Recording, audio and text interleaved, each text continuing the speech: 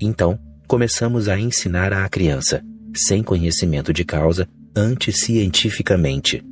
Através das eras, aprendemos o truque de como transferir a energia do hemisfério direito para o esquerdo, como desativar o hemisfério direito do cérebro e ativar o esquerdo. É isso o que nos ensinam as escolas. Do jardim de infância à universidade, é essa nossa instrução e o que se chama de educação. Um esforço para destruir o hemisfério direito do cérebro e estimular o esquerdo. Entre 7 e 14 anos de idade, acabamos conseguindo, e morre a criança que há em nós. Ela é destruída. Então, a criança já não é um selvagem, ela se tornou um cidadão. Então, ela aprende os padrões da disciplina, da linguagem, da lógica, da prosa. Ela começa a competir na escola. Torna-se egoísta. Começa a aprender todas as coisas neuróticas que prevalecem na sociedade. Ela adquire interesse pelo poder, pelo dinheiro e começa a pensar em como se tornar mais educada de modo que possa ser mais poderosa, em como ter mais dinheiro, em como ter uma casa grande e todas as coisas desse tipo. Ela se transforma. O hemisfério direito do cérebro começa a funcionar cada vez menos, ou funciona apenas quando você está sonhando, em sono profundo, ou ainda, às vezes, quando você usa drogas. No Ocidente, o grande interesse pelas drogas ocorre apenas porque os ocidentais conseguiram destruir o hemisfério direito do cérebro completamente por causa da educação compulsória. O Ocidente tornou-se educado demais. Isso significa que ele se descolou para o extremo, para uma das pontas de uma linha. Agora, parece impossível.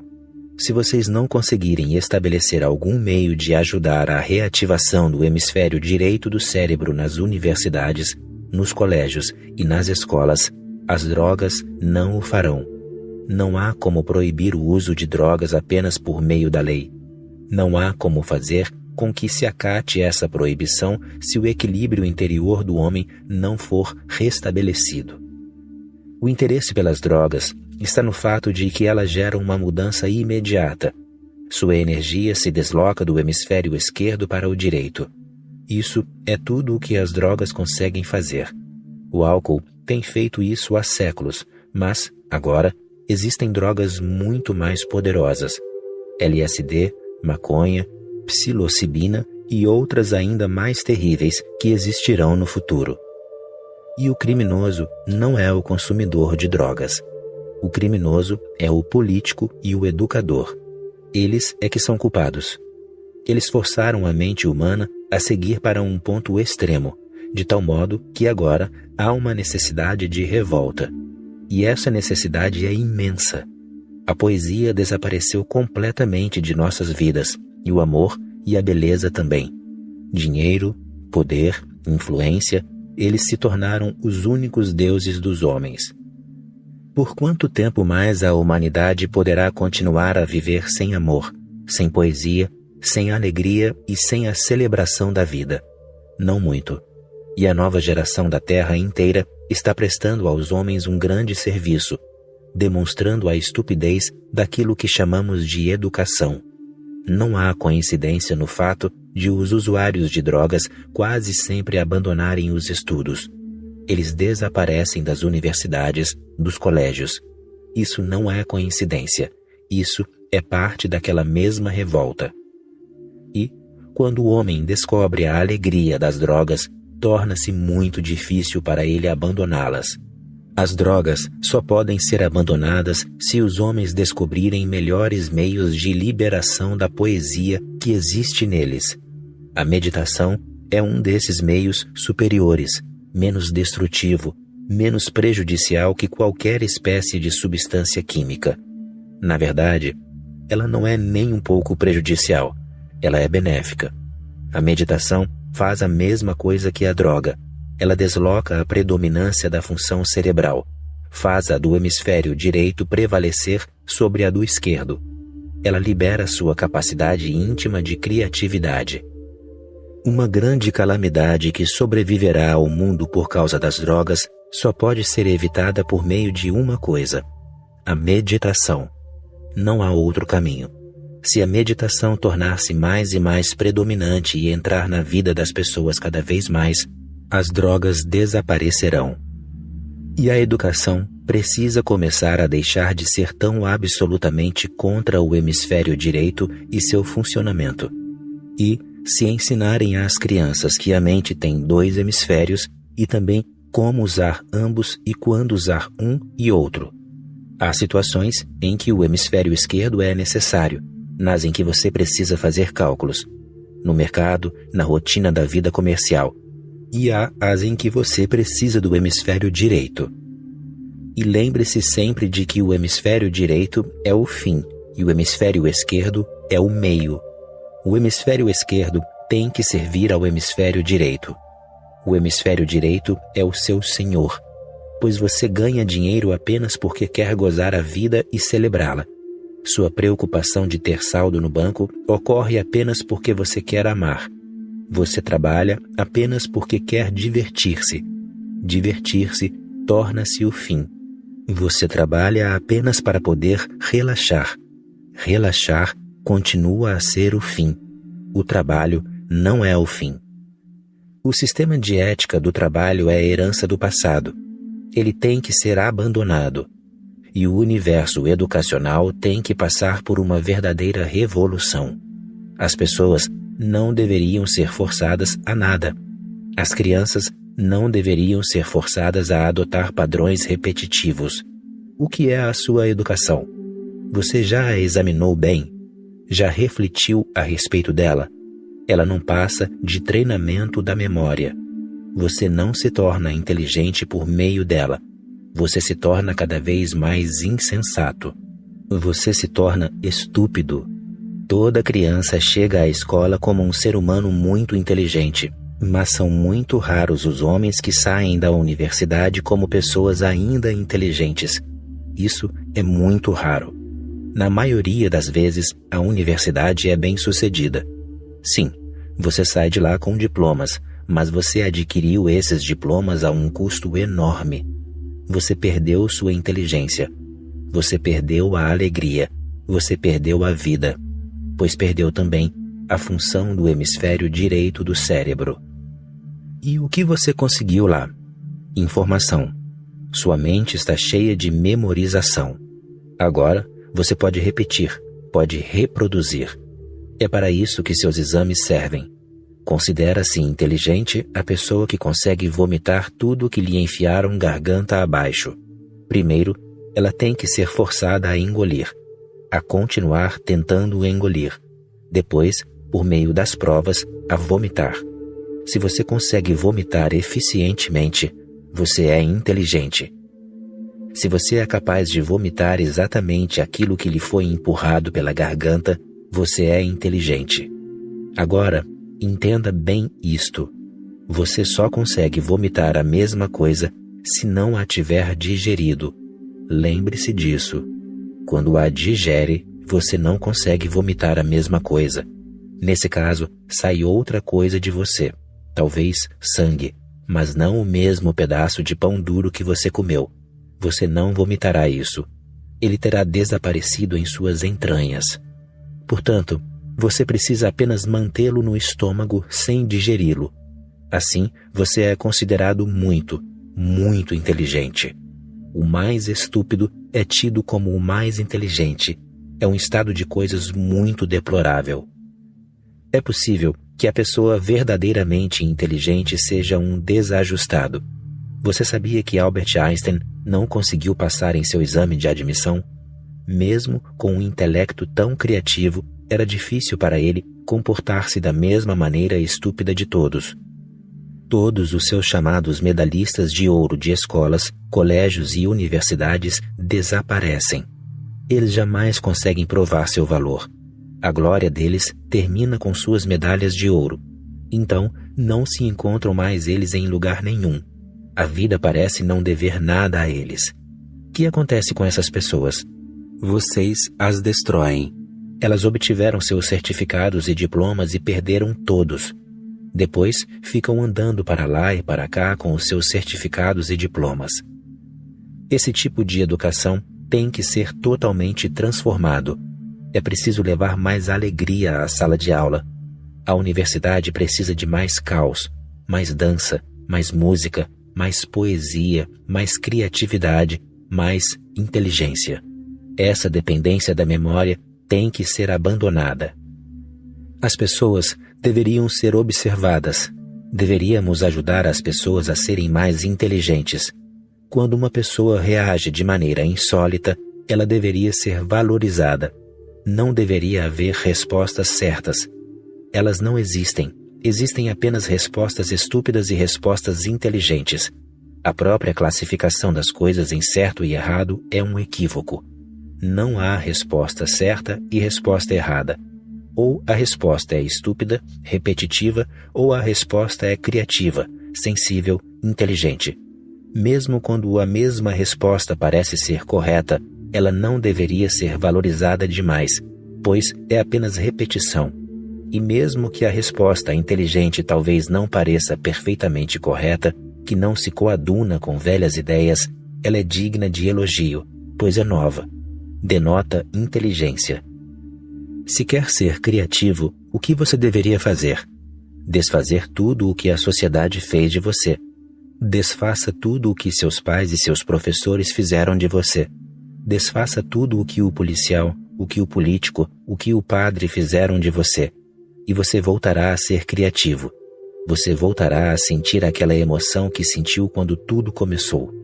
Ela ainda o aguarda aí dentro, recalcada, mas ela pode liberar-se do que a reprime. E, quando essa energia criativa se lhe irrompe do íntimo, você se revela religioso. Para mim, religiosa é a pessoa criativa. Todos nascem como pessoas criativas, mas muito poucas continuam a ser criativas.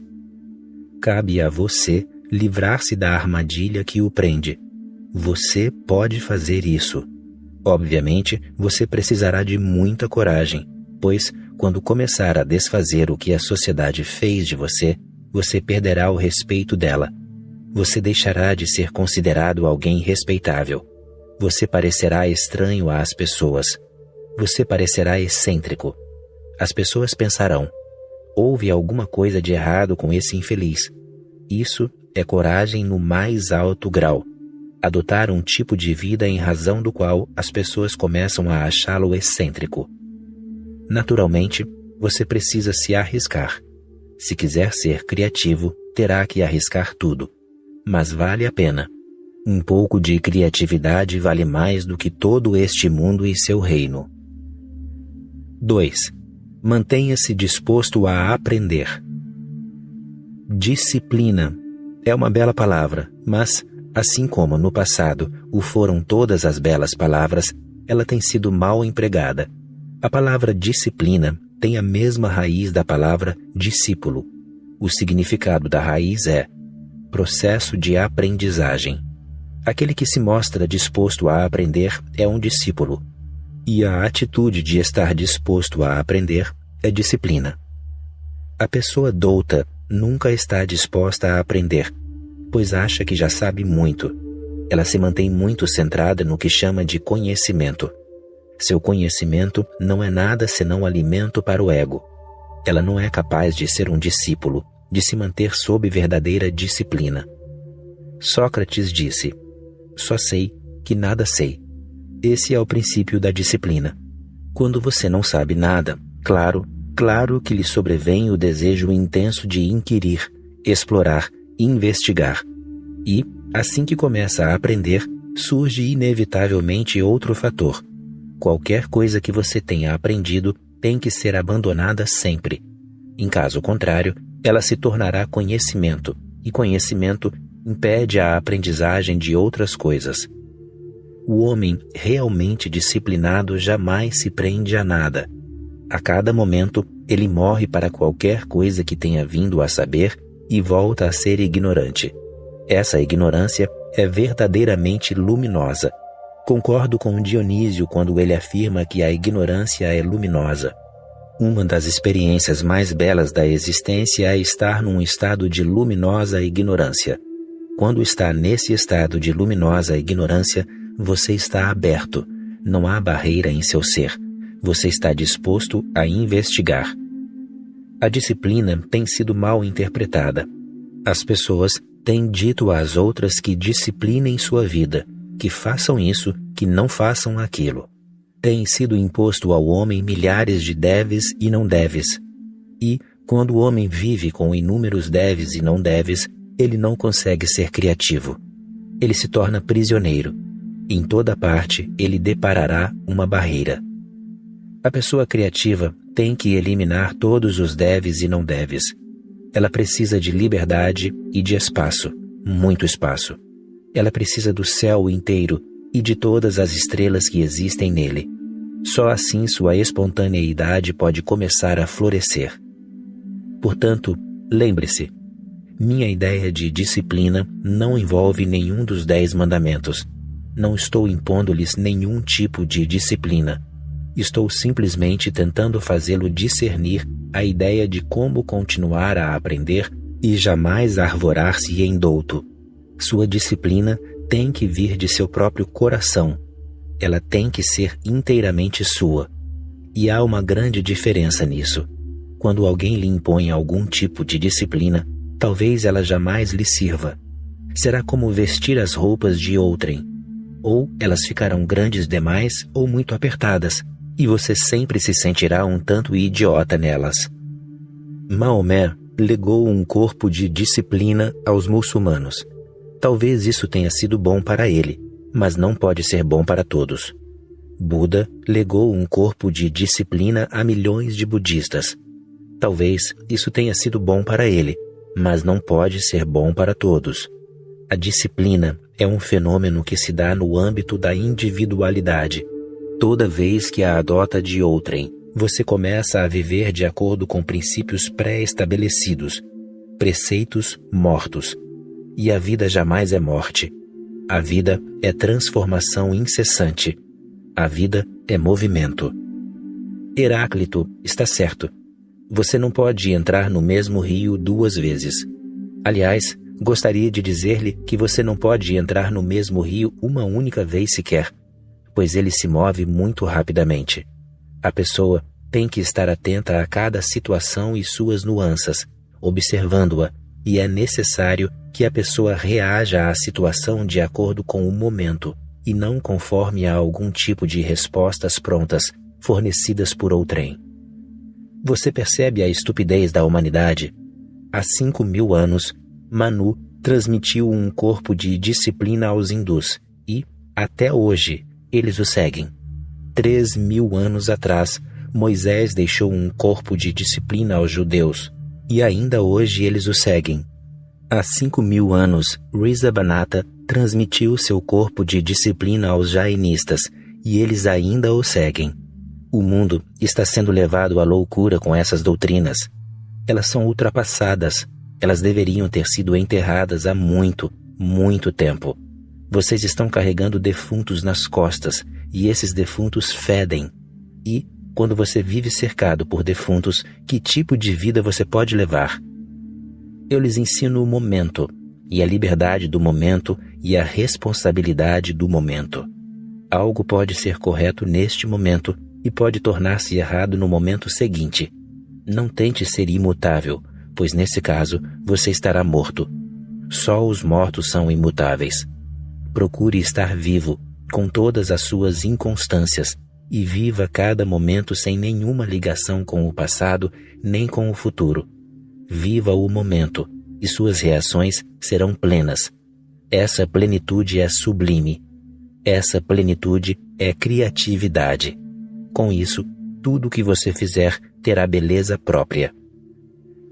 3. Procure a felicidade nas coisas simples. Você já ouviu falar de algum jardineiro que multiplica a vida, que embeleza a vida, que tenha ganhado um prêmio Nobel? Algum fazendeiro que ara o campo e leva alimentos a todos já foi premiado por alguém? Não. Ele vive e morre como se jamais houvesse estado aqui. Essa discriminação é horrível. Toda alma criadora, não importa o que ela crie, deveria ser respeitada e honrada para que a criatividade também fosse honrada. Mas Até mesmo os políticos ganham o prêmio Nobel. Homens que não são nada, senão criminosos astutos. Todo o derramamento de sangue que tem havido no mundo aconteceu por causa desses políticos, e eles estão produzindo mais e mais armas nucleares para cometer um assassinato global. Numa sociedade verdadeiramente honesta e humanitária, a criatividade é honrada, respeitada, pois a alma criadora participa da obra de Deus. Nosso senso de estética é pobre. Lembro-me de Abraham Lincoln. Ele era filho de sapateiro e tornou-se presidente dos Estados Unidos.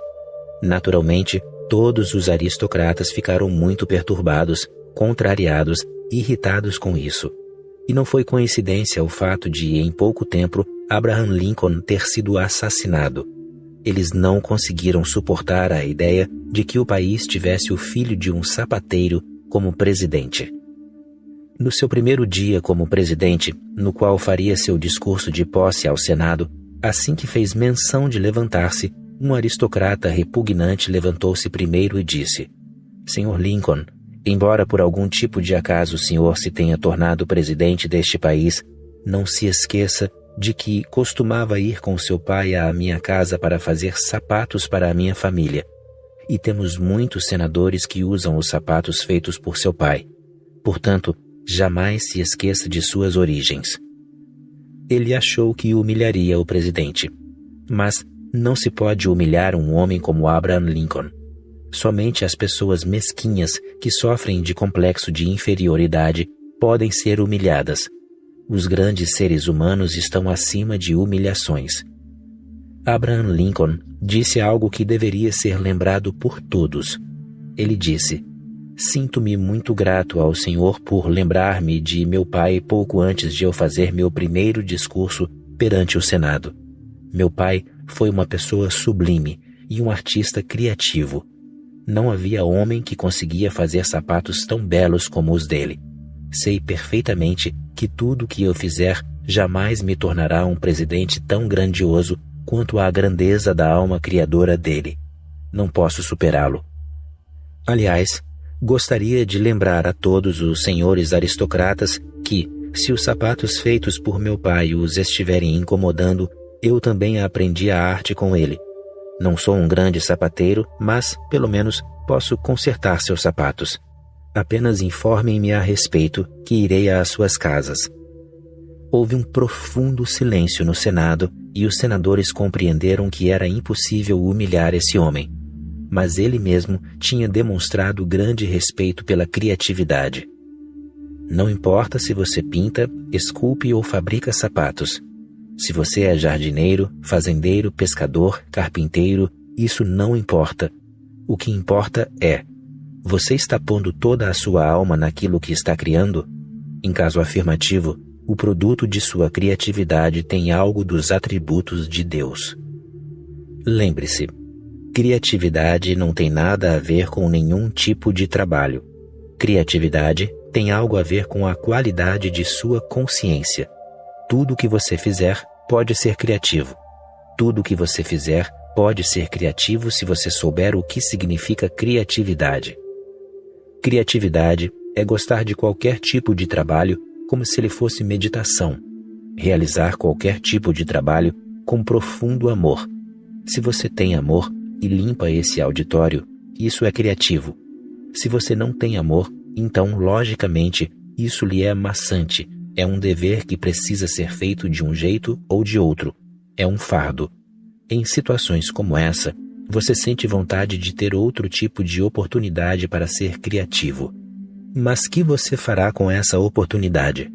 Você conseguiria achar outra coisa para fazer? Você está achando que se pintar, se sentirá uma pessoa criativa? Mas pintar é tão simples quanto limpar assoalhos.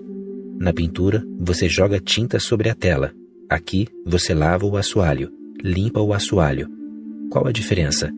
Quando conversa com alguém, um amigo, você acha que está desperdiçando tempo. Você gostaria mesmo de escrever um grande livro, pois assim seria criativo. Mas um amigo veio visitá-lo. Um pouco de bate-papo é perfeitamente aceitável. Seja criativo. Todos os grandes escritos não são nada senão confabulações de pessoas criativas. O que estou fazendo aqui? Cavaqueando. Um dia eles se tornam evangelhos, mas, originalmente, são meros bate-papos. Mas gosto de fazer isso, pois posso conversar e conversar sem parar. Talvez vocês se cansem um dia, mas eu não me cansarei, pois para mim isso é pura diversão. É possível que um dia vocês se cansem tanto que desapareçam e não haja mais ninguém. Porém, continuarei a confabular. Se você ama realmente algo, isso é criativo. Mas isso ocorre com todos. Muitas pessoas me procuram e quando vêm pela primeira vez dizem: qualquer trabalho, Osho, qualquer trabalho, até faxina. É exatamente o que dizem, até faxina. Isso é trabalho e ficaremos felizes. E, depois de alguns dias, eles voltam e dizem: faxina, gostaríamos de um trabalho criativo. Deixe-me contar-lhes uma anedota. Preocupada com a falta de graça na sua vida sexual, uma jovem esposa conseguiu persuadir o marido a submeter-se a tratamento hipnótico. Depois de algumas sessões, o apetite sexual dele reacendeu-se, mas, às vezes, durante o ato amoroso, ele saía às pressas do quarto, seguia para o banheiro e voltava. Vencida pela curiosidade, a esposa o seguiu até o banheiro. Ao chegar, na ponta dos pés, à porta do banheiro, ela o viu de pé diante do espelho olhando fixamente para si mesmo e murmurando: ela não é a minha esposa. Ela não é a minha esposa. Quando você se apaixona por uma mulher, ela ainda não é, logicamente, a sua esposa. Vocês fazem amor, divertem-se, mas depois as coisas esfriam. Então, ela já se tornou a sua esposa. Aí, tudo se banaliza. Você já lhe conhece o rosto, as formas e fica enfastiado com isso. O hipnotizador fez muito bem. Ele simplesmente sugeriu ao cliente: quando estiver fazendo amor com a sua esposa, nunca deixe de pensar: ela não é a minha esposa. Ela não é a minha esposa. Portanto, quando estiver fazendo limpeza, fique pensando que está pintando. Isto não é faxina. Isto é muita criatividade. E assim será. É apenas sua mente brincando com você. Se entender isso, você imprimirá sua criatividade em cada ação que praticar. A pessoa de entendimento é criativa sempre. Não que ela esteja tentando ser criativa. A maneira pela qual ela se senta é criativa. Observe-a sentar-se. Você verá em seus movimentos um quê de dançarino, um ar de dignidade. Um dia desses, estávamos lendo a história do mestre budista que ficou em pé num buraco, numa cova, com grande dignidade. Morto. Até mesmo a sua morte foi criativa. E ele o fez muito bem. Não há como aprimorar o que ele fez. Mesmo morto, seu corpo permaneceu de pé com grande dignidade, com graça. Quando entender isso, tudo o que fizer, cozinhar, limpar, o valor da vida está nas pequenas coisas. O problema é que o seu ego continua a achar que algumas coisas são pequenas e você sente vontade de ter grandes coisas para fazer. Poesia sublime, por exemplo. Você gostaria de tornar-se um Shakespeare, ou um Kalidasa, ou um Milton. É o seu ego que cria o problema. Abandone o ego e tudo será criativo. Certa vez contaram-me. Uma dona de casa ficou tão satisfeita com a atenção demonstrada pelo jovem atendente da mercearia que perguntou o nome dele. Shakespeare, respondeu o jovem. Puxa, é um nome muito famoso. Não é para menos. Há quase 3 anos que faço entregas na vizinhança. Gosto disso. Por que se importar em ser Shakespeare? 3 anos fazendo entregas na vizinhança, isso é tão belo quanto escrever um livro, um romance, uma peça teatral. O valor da vida está nas pequenas coisas. Eles se tornam grandes se você tiver amor. Com isso, tudo se torna extremamente grandioso. Se você não tem amor, o ego não para de lhe dizer: isso não está à sua altura. Faxina. Isso não está à altura de seu valor. Faça algo grandioso. Torne-se uma Joana d'Arc. Tudo besteira. Todas as Joanas d'Arcs são asneiras. Fazer faxina é algo grandioso.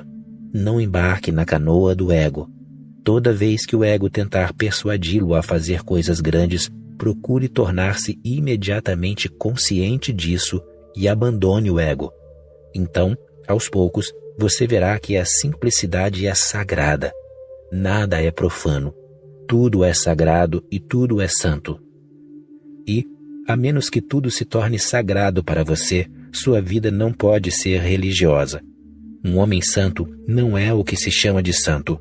O santo pode estar numa viagem do ego, mas ele lhe parece santo porque você acha que ele realizou grandes coisas. O homem santo é uma pessoa simples que gosta da vida simples. Cortar lenha, tirar água do poço, cozinhar.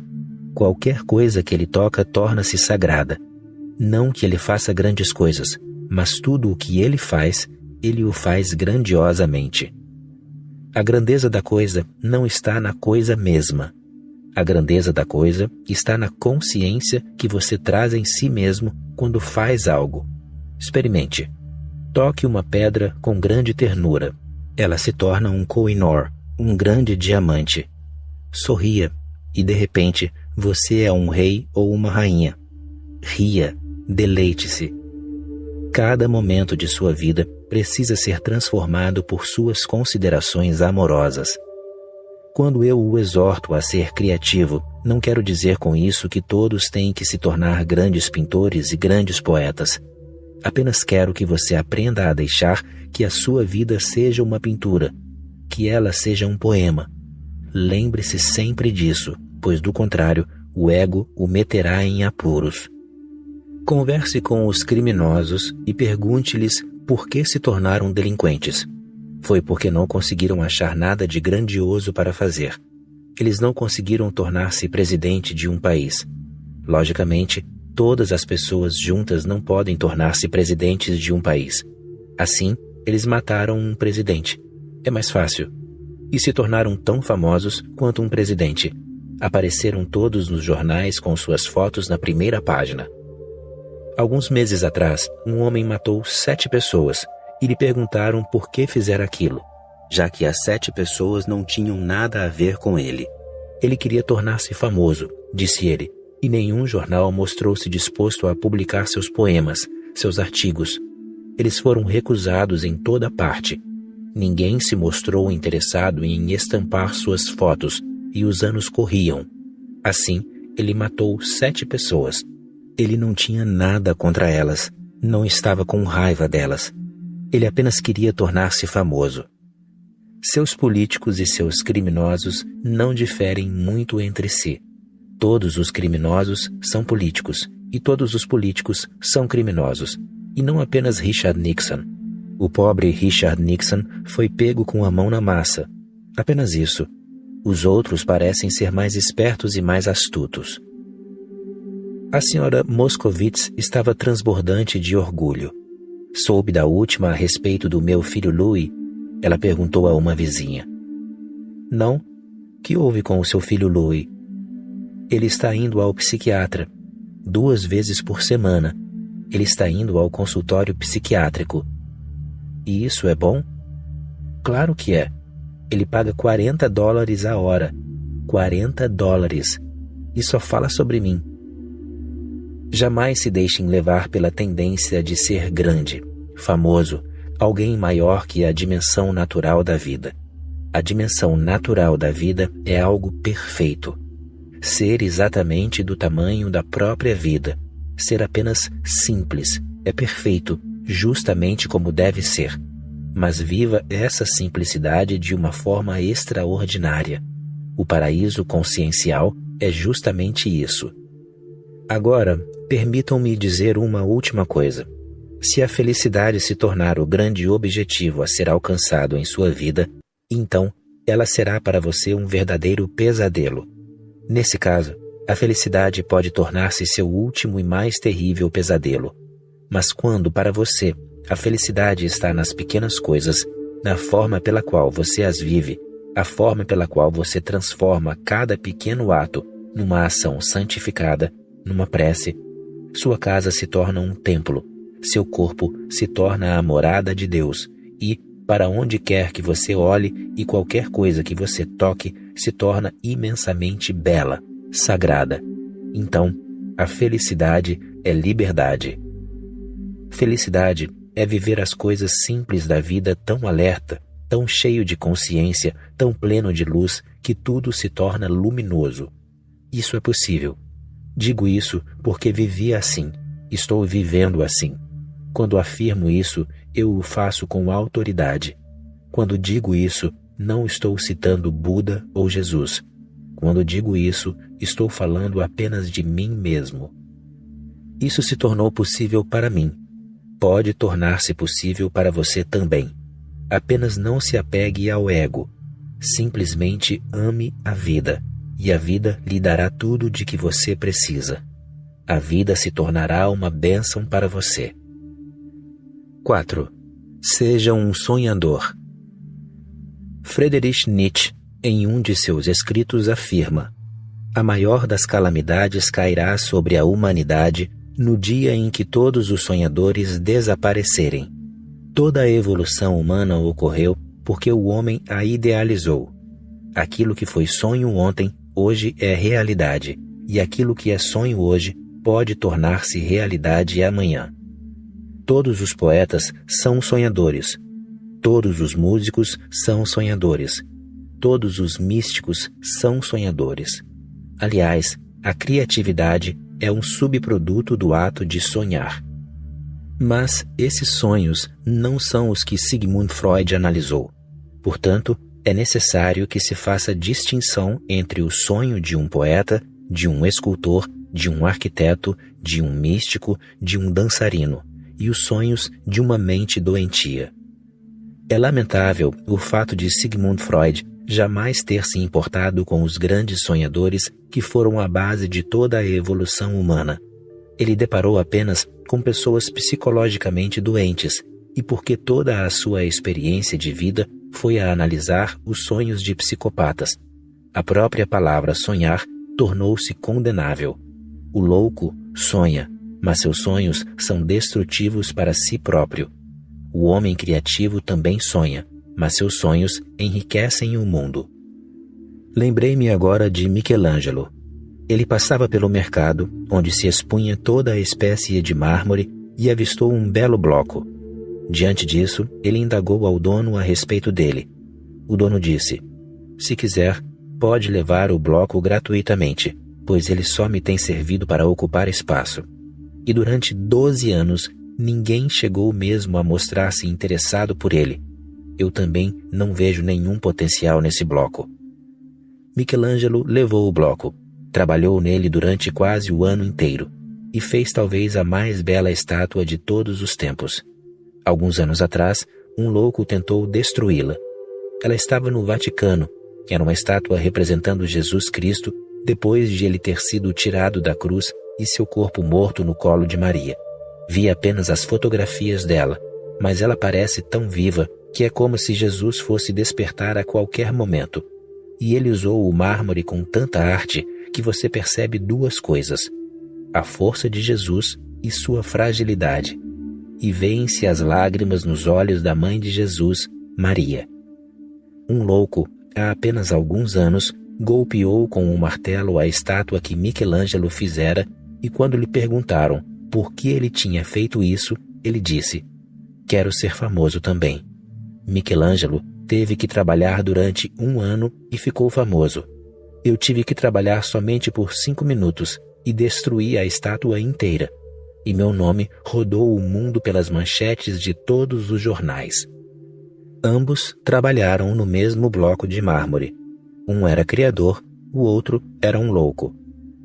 1 ano depois, quando Michelangelo terminou o trabalho, ele pediu que o comerciante fosse à sua casa, pois ele desejava mostrar-lhe algo. O comerciante quase não conseguiu acreditar no que viu, e disse: onde você conseguiu este mármore maravilhoso? E Michelangelo respondeu: você não o reconhece? É aquele bloco horrível abandonado na frente de sua loja durante 12 anos. Eu me lembro disso porque o comerciante perguntou: como você conseguiu imaginar que aquele bloco horrível podia ser transformado numa estátua tão bela? Michelangelo respondeu: não pensei nisso. Tenho sonhado com a criação desta estátua e quando, de repente, eu passava em frente do bloco, vi Jesus me chamando. Estou preso nesta pedra. Liberte-me, ajude-me a sair desta pedra. Vi exatamente essa mesma estátua naquele bloco. Desse modo, fiz apenas um pequeno trabalho. Removi as partes desnecessárias do bloco e Jesus e Maria estão livres do cativeiro. Teria sido de grande contribuição para a humanidade se um homem do mesmo quilate de Sigmund Freud, em vez de analisar pessoas doentes e seus sonhos, tivesse trabalhado com os sonhos de pessoas psicologicamente saudáveis, e não apenas saudáveis, mas também criativas. A análise de seus sonhos mostrará que nem todos os sonhos são produtos de recalques. A análise de seus sonhos evidenciará que há sonhos que resultam de uma consciência mais criativa que a das pessoas comuns, e que seus sonhos não são doentios, que seus sonhos são verdadeiramente saudáveis. Toda a evolução humana e da consciência do homem depende desses sonhadores. Toda a existência é uma unidade orgânica. Vocês não se dão as mãos apenas uns aos outros. Vocês se dão as mãos com as árvores. Não apenas vocês respiram juntos.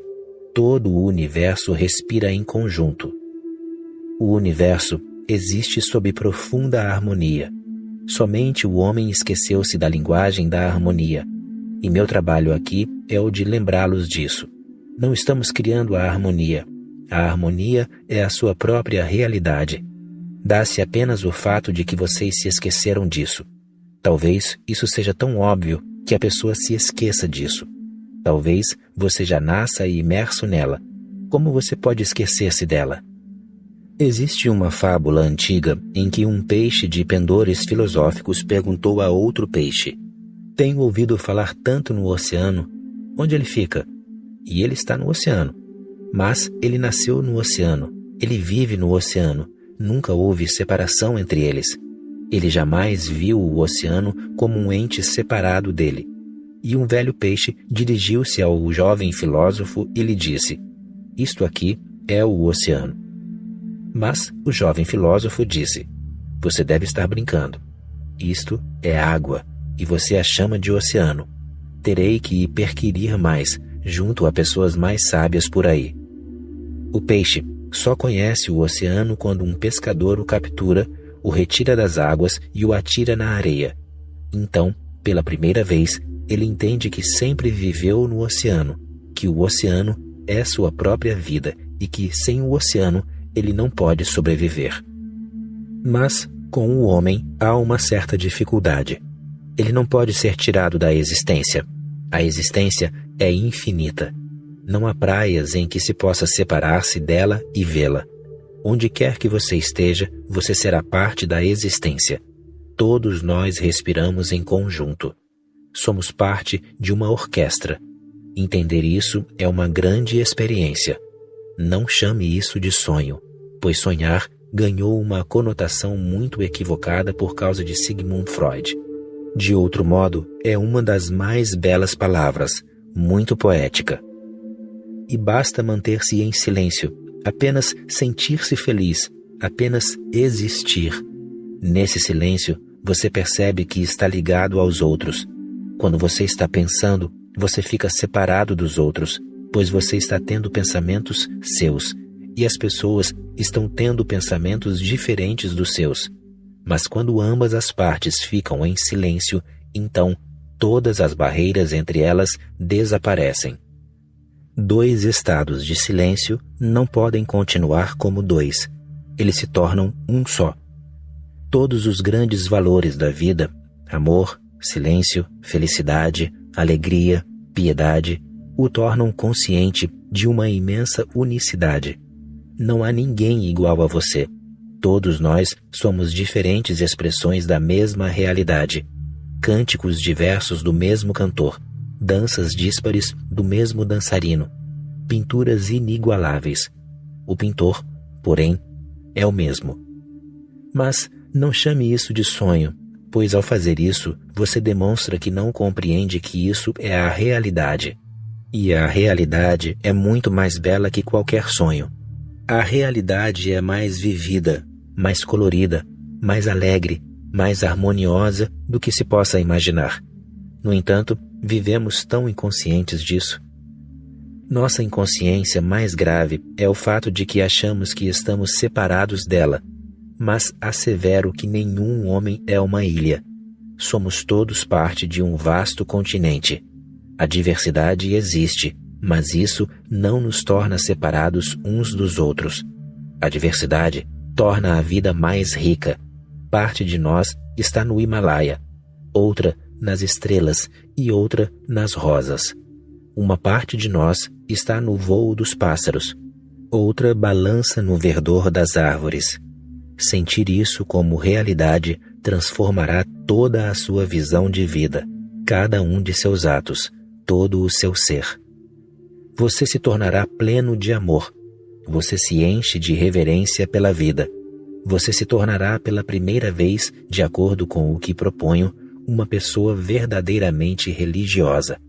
E não cristão, hinduísta, muçulmano, mas verdadeiramente, puramente religioso. É bela a palavra religião. Origina-se de uma raiz que significa reunir aqueles que por ignorância se separaram. Sim, reuni-los, despertá-los para que possam ver que não estão separados. Nessa condição, não serão capazes de ferir nem mesmo uma árvore. Com isso, a compaixão e o amor serão simplesmente espontâneos. Sem cultivo, algo que não faça parte de um corpo de preceitos ou de disciplina. Se você ama uma doutrina, ela é falsa. Se a mansidão é cultivada, ela é falsa. Se a compaixão é fomentada, ela é falsa. Mas se isso vem espontaneamente, sem nenhum esforço de sua parte, então sua realidade é tão profunda, tão sublime. Em nome da religião, muitos crimes foram cometidos no passado. Mais pessoas foram mortas por pessoas religiosas do que por quaisquer outras. Certamente, essas religiões eram falsas, espúrias. A verdadeira religião está para nascer.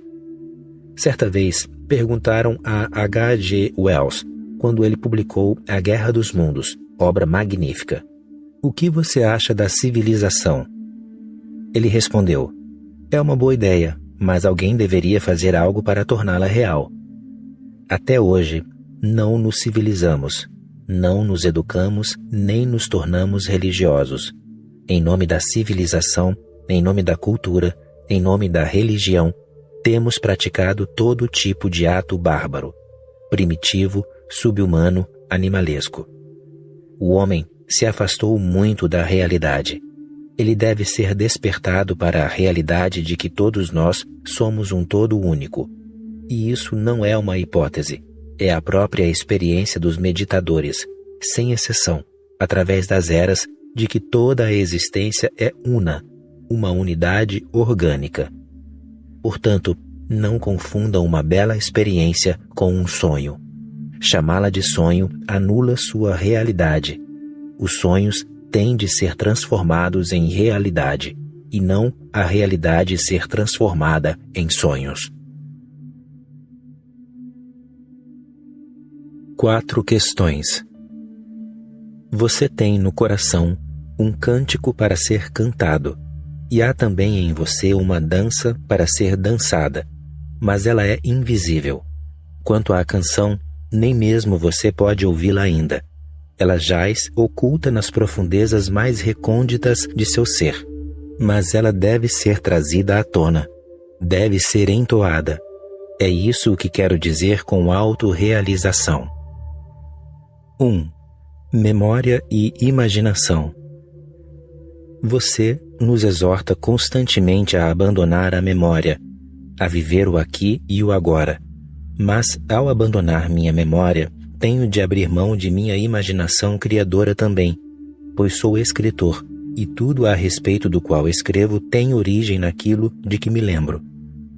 Às vezes pergunto-me, como seria o mundo sem a arte e a imaginação criadora que toma a arte possível. Um Tolstói jamais poderia tornar-se um Buda. E, por outro lado, poderia o Buda escrever Guerra e Paz? Você não me entendeu, mas isso é natural. É impossível entender-me, pois para entender-me, você precisa abandonar a memória. A memória atrapalha. Basta que ouça minhas palavras, que você passa a interpretá-las de acordo com o que tem na memória, de acordo com o seu passado. Você não pode compreender-me se não estiver no aqui e agora. Só assim você estará comigo. De outro modo, você estará fisicamente presente aqui, mas psicologicamente ausente.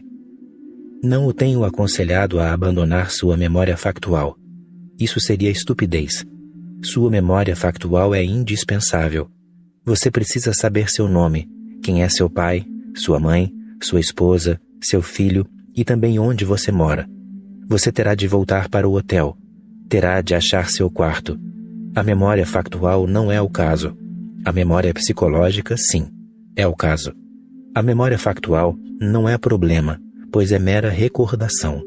Quando você se torna psicologicamente afetado por ela, os problemas aparecem. Tente entender a diferença. Ontem, alguém o insultou, mas hoje ele volta a cruzar com você. A memória factual lhe dá conta de que esse homem me insultou ontem. O problema da memória psicológica é que, ao ver esse homem outra vez, você se irrita. Ao ver esse homem, você começa a ferver por dentro. E talvez o homem esteja vindo apenas para desculpar-se. O homem pode estar vindo para ser desculpado, perdoado. Talvez ele tenha reconhecido o erro que cometeu. Talvez ele tenha tomado consciência de sua atitude inconsciente. Pode ser que ele tenha vindo para voltar a ser seu amigo, mas você perde o controle. Furioso, você começa a gritar. Não percebe o semblante dele no aqui e no agora. Você continua a deixar-se levar pelo semblante que ele apresentara ontem. Mas ontem foi ontem. Quanta água moveu o moinho? Esse não é o mesmo homem de ontem. 24 horas causaram muitas mudanças, e você já não é o mesmo homem também. A memória factual lhe diz: esse homem me insultou ontem, mas o me mudou. Aquele homem mudou. Portanto, é como se esse incidente tivesse acontecido entre duas pessoas com as quais você não tem nada mais a ver. Assim, você fica psicologicamente livre. Você não diz mais: ainda me sinto magoado. O rancor já não existe. A memória está lá, mas não há nenhum prejuízo psicológico. Você encontra a pessoa conforme ela se apresenta agora, e ela o encontra conforme você é agora. Certa vez, um homem veio até o Buda e lhe cuspiu no rosto. Ele estava com muita raiva.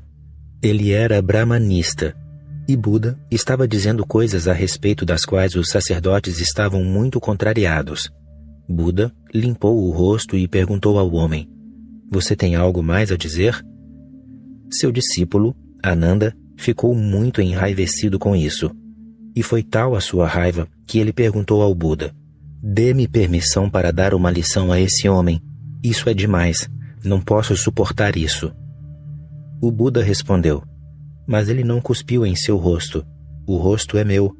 Ademais, dê uma olhada no homem. Veja como ele está atormentado. Olhe para ele. Tenha compaixão por ele. Ele quer dizer-me algo, mas suas palavras são impróprias. Esse é o meu problema também, o problema de toda a minha vida. E vejo esse homem na mesma situação. Tenho vontade de relatar a você as coisas que vinha a conhecer, mas não consigo fazê-lo, pois não encontro palavras adequadas. Esse homem está na mesma situação. Ele está com tanta raiva que nenhuma palavra pode expressá-la. É o meu caso. Estou tão cheio de amor que nenhuma palavra, nenhum ato pode expressá-lo. Percebo a dificuldade desse homem. Perceba a você também. O Buda vê e Ananda também vê, mas o Buda apenas traz à tona uma lembrança factual, enquanto Ananda cria uma lembrança psicológica. O homem não conseguia acreditar no que ouvia, naquilo que o Buda estava dizendo. Ele ficou muito chocado. Ele não teria ficado chocado se o Buda lhe tivesse devolvido a agressão, ou se Ananda tivesse saltado sobre ele. Não teria havido nenhum tipo de choque. Isso era de esperar. Isso seria natural. É a reação comum dos seres humanos. Mas o sentimento do Buda pelo homem, a compreensão de sua dificuldade, o homem se retirou. E não conseguiu dormir durante toda a noite, pois ficou ponderando sua atitude, refletindo a respeito dela, e começou a sentir grande remorso. Começou a ressentir-se do que tinha feito. Abriu-se-lhe uma ferida no coração. No dia seguinte, bem cedo, ele correu para os pés do Buda, caiu aos seus pés, beijou-lhe os pés, e o Buda disse a Ananda: veja, o mesmo problema outra vez. Agora, ele está tão emocionado comigo que não consegue falar. Ele está acariciando meus pés. O homem é muito impotente. Qualquer coisa que seja demais para o homem, ele não consegue expressá-la. Ele não consegue transmiti-la. Não consegue comunicá-la. Ele precisa de um gesto para poder simbolizá-la. Veja. E o homem começou a chorar e disse: desculpe-me, Senhor. Estou profundamente arrependido. Foi estupidez absoluta de minha parte cuspir no Senhor, num homem como o Senhor. Esqueça isso. O homem em que você cuspiu não existe mais, e o homem que cuspiu também não existe mais. Você é um novo homem. Eu sou um novo homem. Veja, o sol que está nascendo é um novo astro. Tudo se renova. O ontem já não existe. Acabe com isso. E como posso perdoar?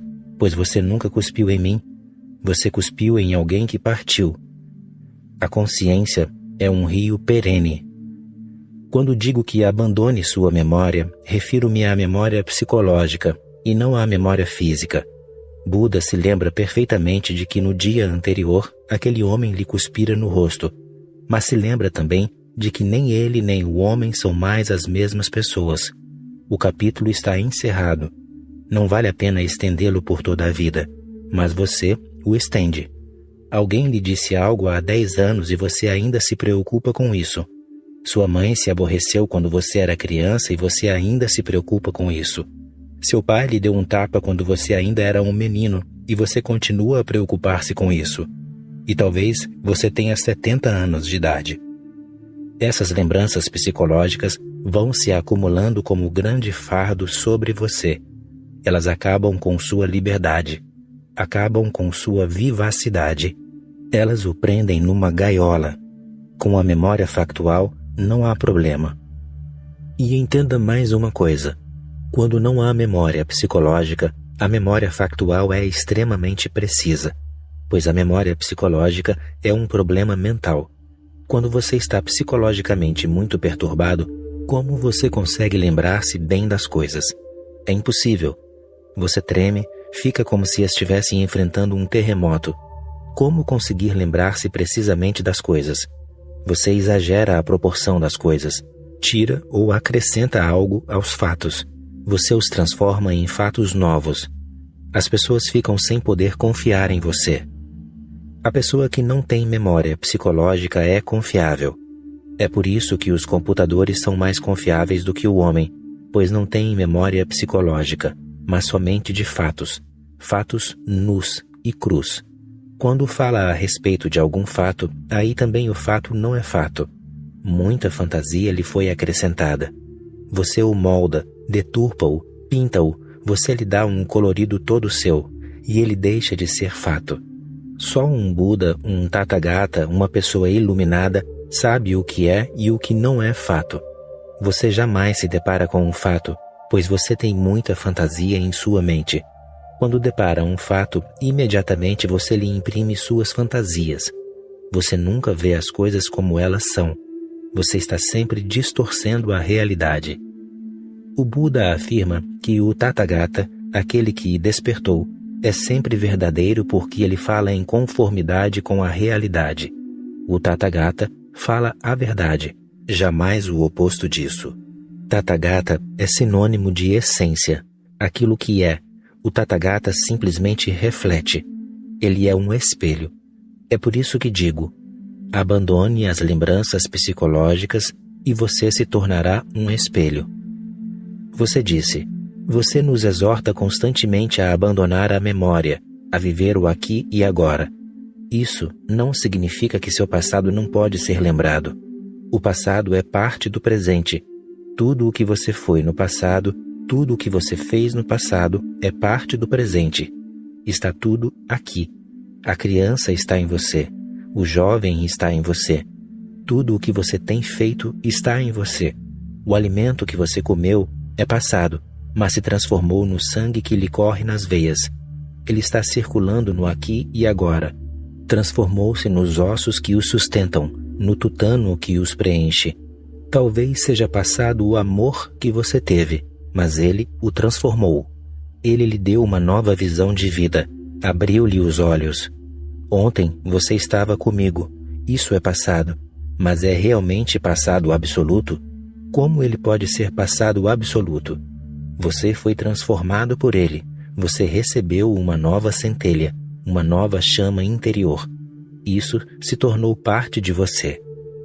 Seu presente encerra todo o seu passado e, se você consegue entender-me, seu presente encerra também todo o seu futuro, pois o passado tem servido para transformá-lo, para prepará-lo, e o futuro que haverá de vir ocorrerá segundo a forma pela qual você vive no presente. A forma pela qual você vive o aqui e agora terá grande influência sobre seu futuro. No presente está todo o passado e todo o potencial do futuro, mas não é necessário preocupar-se psicologicamente com ele. Ele já está aí.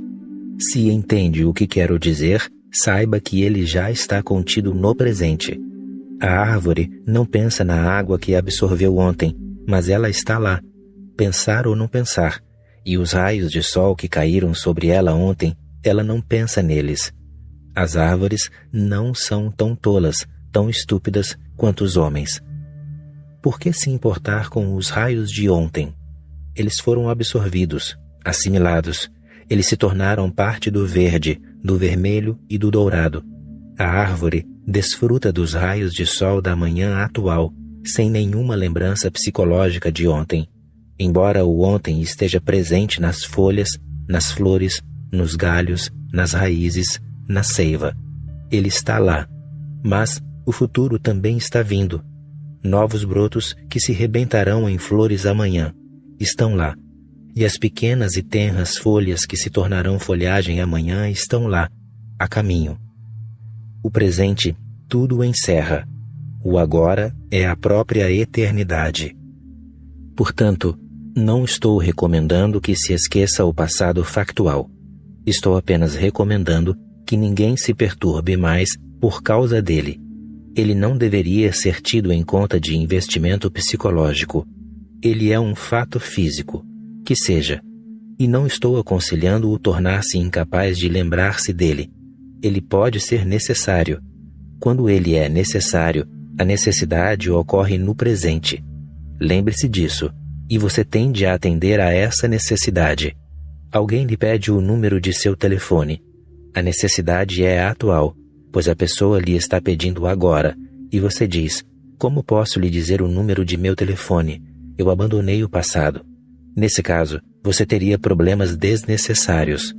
Sua vida, em vez de tornar-se livre, em vez de se tornar fonte de grande alegria e celebração, será tolhida a cada passo. Você deparará 1001 problemas, desnecessariamente criados por você. Não há necessidade disso. Tente entender-me. E você diz também: mas ao abandonar a minha memória, tenho que abrir mão da minha imaginação criadora também. O que a memória tem a ver com imaginação criadora? Aliás, quanto maior for a sua memória, menor será a sua criatividade, pois você sempre repetirá o conteúdo da sua memória, e criatividade significa deixar que o novo aconteça. Deixar que o novo aconteça significa pôr de lado a memória para que não haja influência do passado. Deixe que o novo o penetre. Deixe que o novo venha e lhe comova o coração. O passado será necessário, mas não agora. O passado será necessário quando você começar a expressar essa experiência nova. Então, ele será necessário porque a linguagem também será necessária. A linguagem vem do passado. Não há como você inventar a linguagem no momento atual, ou, no caso de você conseguir inventá-la, ela será incompreensível. Não terá significado. E isso não será comunicação, será conversa sem sentido, palavrório de criança. Quase nenhuma criatividade haverá nela. Você parecerá um tolo. Para expressar-se significativamente, a linguagem é necessária. A linguagem vem do passado, mas ela deve ser usada somente quando a experiência ocorre. Então, use-a como um instrumento. Ela não lhe será obstáculo. Quando vir uma rosa abrir-se ao sol da manhã, observe-a. Deixe-se impressionar por ela. Permita que o fenômeno o penetre profundamente. Deixe que sua essência de rosa o envolva, o domine. Não diga nada, apenas espere. Seja paciente, abra-se, assimile o fenômeno. Deixe que a rosa o alcance e procure você também alcançá-la. Deixe que haja um encontro, uma comunhão entre dois seres, a rosa e você. Deixe que haja uma penetração, uma interpenetração. E lembre-se, quanto mais profundamente a rosa penetrá-lo, mais profundamente você pode entrar na essência da rosa. A proporção é sempre equivalente. Chega o instante em que você já não sabe quem é a rosa e quem é o observador.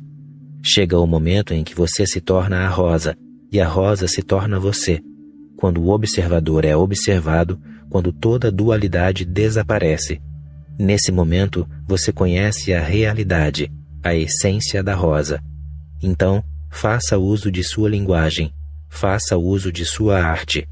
Se for pintor, pegue os pincéis, as tintas e a tela e pinte-a. Se for poeta, recorra à sua memória factual para escolher as palavras adequadas, de modo que possa expressar essa experiência. Mas, enquanto a experiência estiver acontecendo, não fique conversando intimamente. O colóquio íntimo seria uma interferência. Você jamais conheceria a rosa em sua intensidade e profundidade. Você lhe conheceria apenas o superficial. E, quando você conhece apenas o superficial, este é sua fonte de inspiração e o produto de sua expressão. Nesse caso, sua arte não tem muito valor. Você diz, mas, ao abandonar a minha memória, também devo abrir mão da minha imaginação criadora. Você não sabe o que significa a palavra criativo. Criativo é sinônimo de novo, insólito, original. Criativo é o mesmo que inigualável, desconhecido. Você tem de estar aberto a isso, desarmado.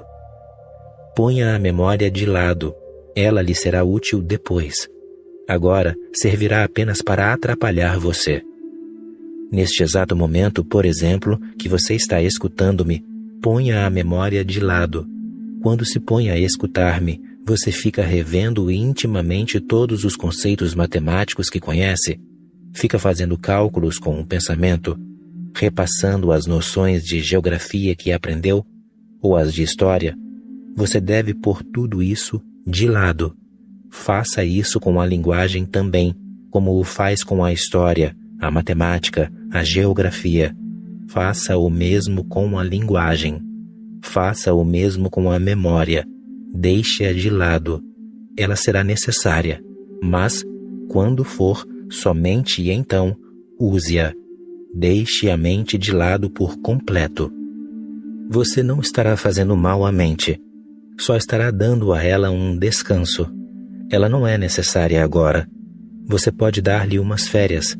Pode dizer a ela, descanse por 1 hora e deixe-me ouvir a palestra. E depois que eu a tiver ouvido, depois que eu tiver assimilado as informações, depois que eu tiver comido e bebido, eu a invocarei, pois, então, sua ajuda será necessária. Então, pintarei um quadro, ou comporei um poema, ou escreverei um livro, mas, neste momento, você pode descansar. E sua mente estará revigorada depois de um descanso, pois você não permite que a mente descanse. É por isso que sua mente continua medíocre. Imagine um homem que deseja participar de uma prova de corrida nas Olimpíadas. Ele corre o tempo todo, 24 horas por dia, preparando-se para a prova olímpica. Mas, próximo ao dia da corrida, ele não será capaz nem mesmo de mover-se, pois estará muito cansado. Antes da corrida, é necessário descansar tanto quanto possível, para que o corpo se revigore. É exatamente isso também que deve ser feito com a mente. Imaginação criadora não tem nada a ver com memória. Somente sob essa condição, a imaginação é criativa.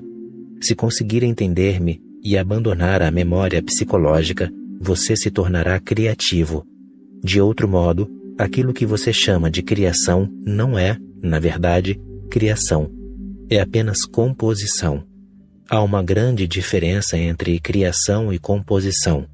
Você passa o tempo arranjando distintamente suas coisas velhas e conhecidas, mas elas são velhas. Não há nada de novo nelas. Você simplesmente consegue reordenar as ideias. É como arrumar o seu estúdio. A mobília é a mesma, os quadros são os mesmos, as cortinas são as mesmas, mas você pode dispô-los diferentemente. Pode pôr essa cadeira ali e essa mesa lá, e pode mudar o quadro dessa parede para outra. Talvez tudo pareça novo, mas não é. É uma composição, um arranjo. Você não criou nada. É isso que 99% dos escritores, poetas, pintores não param de fazer. Eles são medíocres, não são criativos. A pessoa criativa é aquela que traz algo do desconhecido para o mundo que se conhece, que traz algo de Deus para o mundo, que ajuda Deus a enunciar algo. É aquela que se transforma num bambu oco e permite que Deus flua através dela. Mas como tornar-se um bambu? Se você estiver muito cheio com as próprias ideias, não pode tornar-se um bambu oco. E a criatividade emana do Criador, e não de você. Você se apaga, a criatividade reluz. É quando o Criador toma posse de você. Os verdadeiros criadores sabem muito bem disso. O fato de que não são criadores, mas apenas instrumentos, médiums. Algo acontece por intermédio deles, é verdade, mas eles não são os realizadores disso. Lembre-se da diferença entre o técnico e a pessoa criativa. O técnico apenas sabe como fazer algo. Talvez ele saiba perfeitamente como fazer algo, mas não tem argúcia. A pessoa criativa, sim, tem argúcia.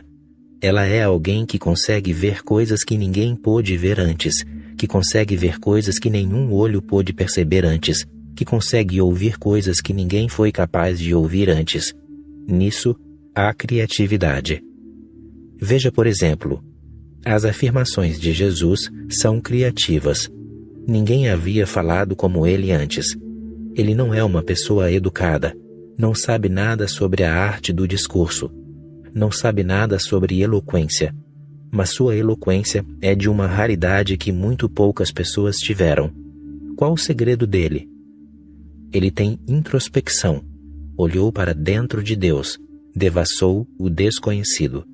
Ele achou o desconhecido e o incognoscível. Ele se transportou para o seio dessa imensidão e, de lá, trouxe alguns fragmentos dela.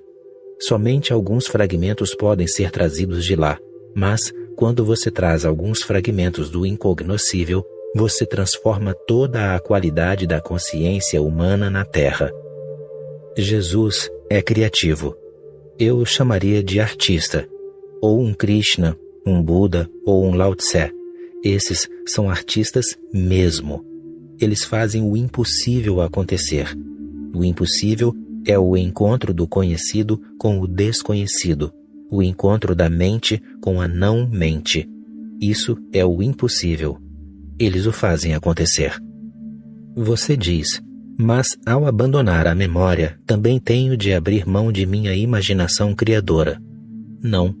Isso não tem nada a ver com imaginação criadora. Aliás, se puser a memória de lado, você terá imaginação criadora. Não há como você ter imaginação criadora se estiver sobrecarregado pela memória. Você diz ainda, pois sou escritor, e tudo a respeito do qual escrevo tem origem naquilo de que me lembro. Então, você não é um bom escritor. Nessa condição, você está sempre escrevendo sobre o passado. Assim, você não sai do círculo dos que só conseguem escrever memórias. Você não traz o futuro para o que escreve.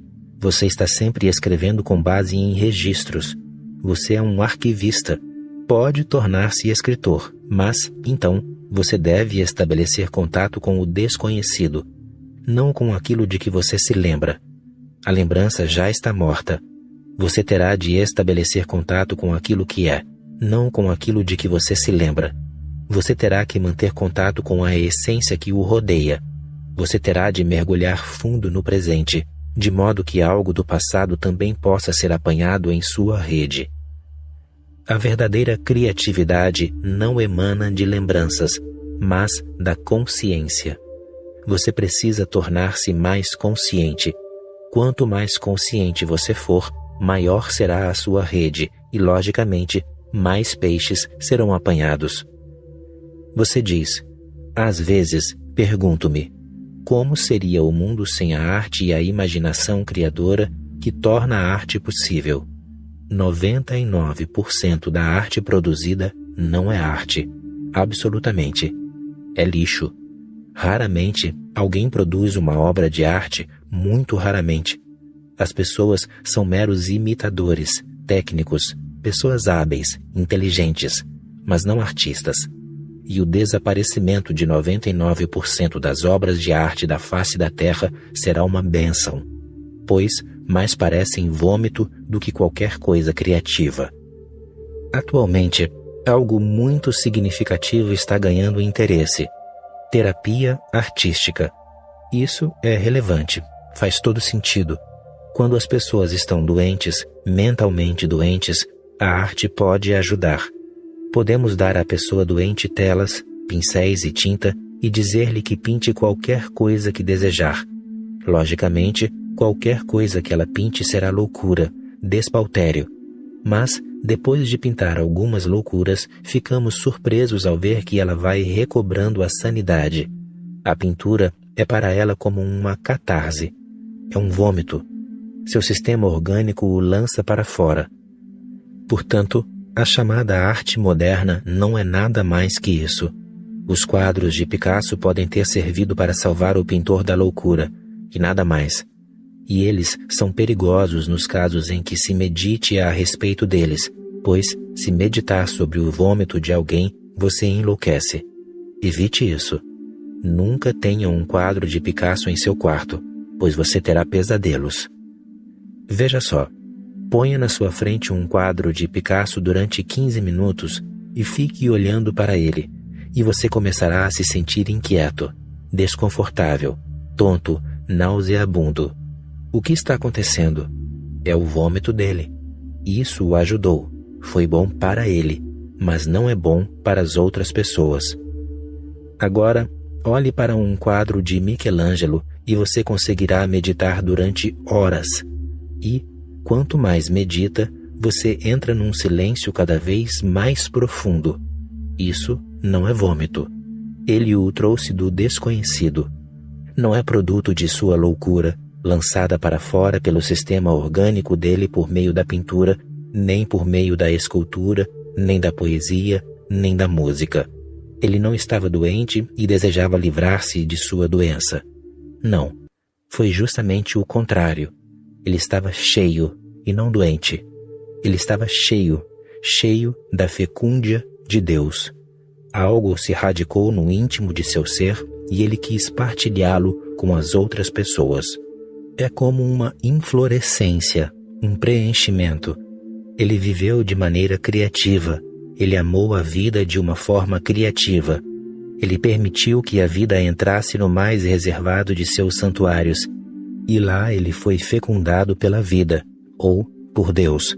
E quando você é fecundado, você tem de dar à luz. Picasso vomita. Michelangelo dá à luz. Nietzsche vomita. Buda dá à luz. Há uma grande diferença entre o que esses pares podem fazer. Dar à luz uma criança é uma coisa, e vomitar é outra. Beethoven dá à luz. Algo imensamente valioso desce das alturas por intermédio dele. Ao ouvir a sua música, você se transforma, você é transportado para outro mundo. Ele nos permite ter algum vislumbre da outra margem. 99% da chamada arte moderna é patológica. Se ela desaparecer do mundo, isso será muito saudável, será muito útil. Nenhum prejuízo ao homem resultará disso. A mente moderna é uma mente enraivecida. Enraivecida porque as pessoas não conseguem entrar em contato com a própria essência. Enraivecida porque elas perderam o sentido da vida. Enraivecida porque não sabem o que é significativo. Um dos famosos livros de Jean-Paul Sartre é A Náusea. É o estado da mente moderna. Ela está enojada, em estado de grande tormento. E esse tormento é sua própria criação. Friedrich Nietzsche afirmou que Deus está morto. No dia em que declarou que Deus está morto, ele começou a enlouquecer. Pois dizer que Deus está morto, Deus não pode estar morto só porque você afirma isso. Essa afirmação não faz nenhuma diferença. Mas, a partir do instante em que Nietzsche passou a acreditar nisso, em que Deus está morto, Nietzsche começou a morrer, começou a perder sua sanidade. Um mundo sem Deus está fadado a tornar-se um mundo insano, pois um mundo sem Deus não terá contexto em que possa revelar-se significativo. Veja bem, você lê um poema. As palavras do poema só têm significado em seu contexto. Se você tirar uma palavra do contexto, ela perde o significado. Ela se mostrava tão bela no contexto. Você recorta uma parte de um quadro e ele fica sem sentido, pois perde seu contato com o contexto. No quadro era muito belo, tinha um propósito, tinha algum significado. Agora não tem sentido. Você pode tirar-me um dos olhos da cavidade ocular, e ele será um olho morto, e não haverá nenhum sentido nele. Mas, nesse momento, se você me olhar nos olhos, verá muito significado neles, pois eles existem na plenitude de seu contexto, são parte de um poema, parte de uma grande pintura. O sentido das coisas está sempre relacionado com algo maior do que você.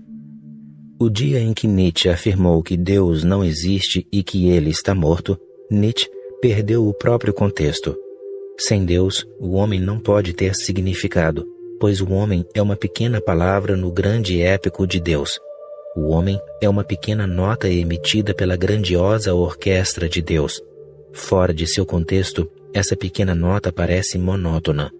Fere os ouvidos, é enlouquecedora. Foi o que aconteceu com Nietzsche. Ele acreditava sinceramente em suas afirmações. Ele era um crente em si mesmo. Ele acreditava que Deus está morto e que o homem está livre. Mas ele simplesmente tornou-se louco, e não livre. E os homens deste século têm seguido Friedrich Nietzsche sob 1001 formas. E todos os homens enlouqueceram. Jamais houve uma humanidade em outras eras que tenha enlouquecido tanto quanto a deste século. Os historiadores do futuro escreverão sobre ela como a idade da loucura. Ela está louca, louca porque perdeu o próprio contexto. Por que você está vivo? Para quê? Você dá de ombros a isso. Isso não ajuda muito. Você diz que isso é acidental. Se não fosse, não faria diferença. Se é, isso também não faz diferença. Você não faz diferença. Você é desnecessário. Você não está cumprindo nenhum propósito aqui. Sua existência e sua inexistência são a mesma coisa. Como você consegue sentir-se feliz e como consegue manter-se mentalmente são? Acidental? Apenas acidental? Então tudo está certo e é correto a assassinar. Pois se tudo é casual, então por que importa aquilo que você faz? Nenhuma ação tem valor. Assim, o suicídio é correto. Assassinar é correto. Tudo é correto. Mas, em verdade, nem tudo é correto, pois algumas coisas existem que o fazem feliz e outras existem que o fazem infeliz. algumas que geram felicidade e outras que causam somente angústia, algumas que tornam a vida infernal e outras que o transportam a um mundo paradisíaco. Não, nem tudo é igual. Mas, quando se passa a achar que Deus está morto, quando se perde contato com o todo e Deus nada mais é do que o todo, que é uma onda quando ela se esquece do oceano? Nesse caso, ela não é nada, mas era uma grande e poderosa onda quando fazia parte do oceano. Lembre-se, a verdadeira arte provém da verdadeira religiosidade, pois a religiosidade é uma comunhão com a realidade. Assim que você se põe em comunhão com a realidade, nasce a verdadeira arte. Você diz, às vezes, pergunto-me, como seria o mundo sem a arte e a imaginação criadora que torna a arte possível? Se 99% do que se considera arte desaparecer, o mundo será muito mais rico, pois com isso nascerá a verdadeira arte. Se esses loucos pretensiosos fossem, e não estou dizendo que eles não deveriam pintar, eles deveriam, mas como terapia. Picasso precisa de terapia, pois que pinte, mas seus quadros não deveriam ser exibidos, ou, se forem, isso deveria ocorrer somente em hospícios. Talvez eles ajudem alguns loucos a liberarem seus problemas. Esses quadros são catárticos. A verdadeira arte envolve algo que o ajude a meditar. Gurdjieff costumava chamar de arte legítima a arte objetiva.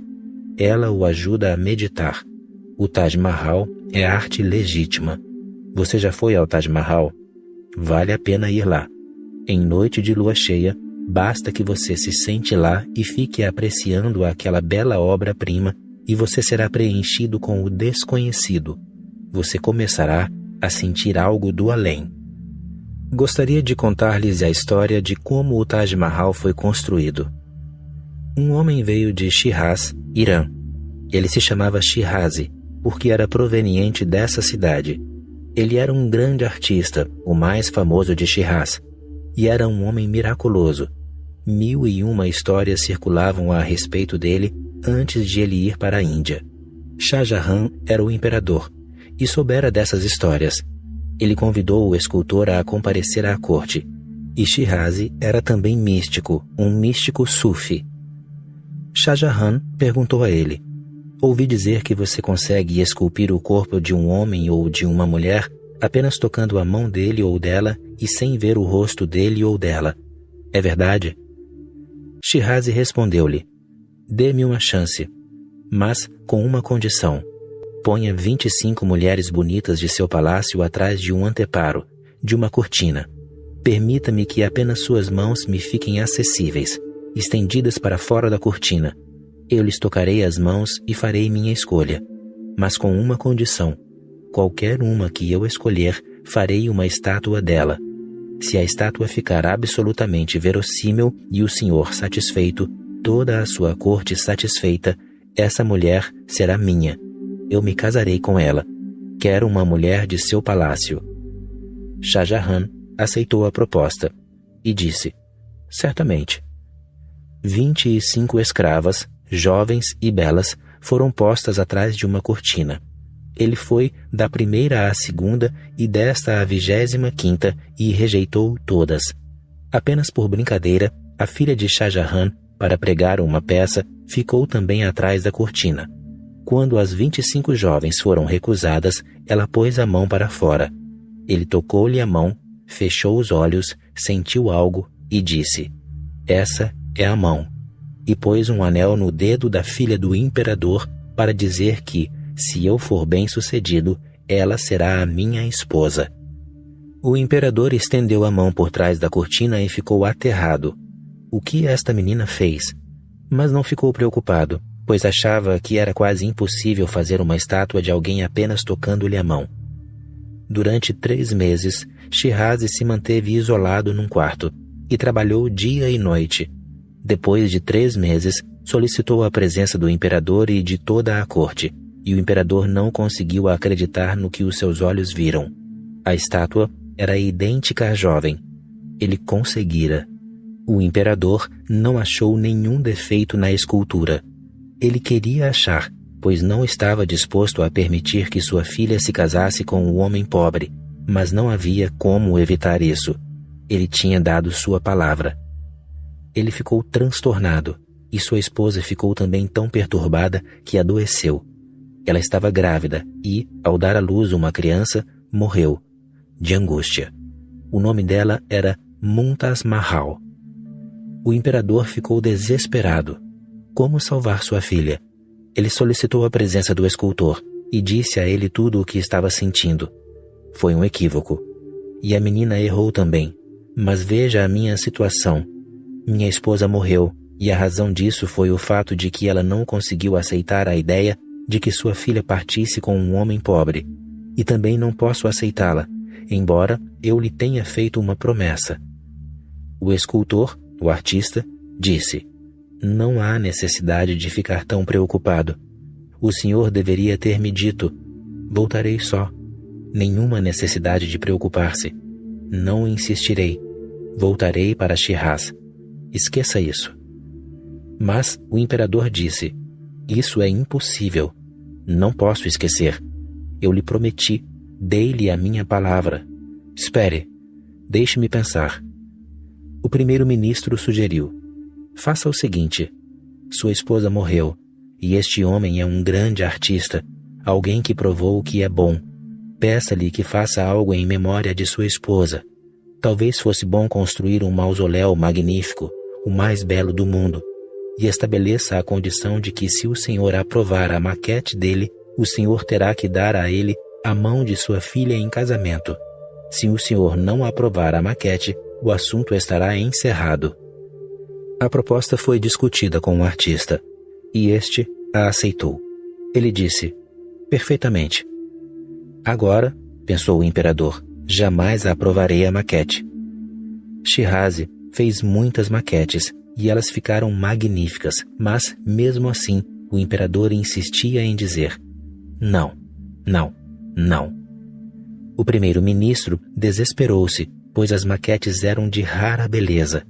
Cada uma delas o era, e não aprová-las era injusto. E ele começou a espalhar boatos, principalmente diante do escultor. A moça que você escolheu, a filha do rei, está muito doente. Durante uma semana foi dito que ela estava muito doente. Depois, na semana seguinte, o boato era de que ela estava muito, muito doente. E, na terceira, ela morreu, pela boca dos boateiros. Quando chegou aos ouvidos do escultor o boato de que a moça tinha morrido, ele fez sua última maquete. A moça estava morta e o coração dele partido, e essa seria a última maquete.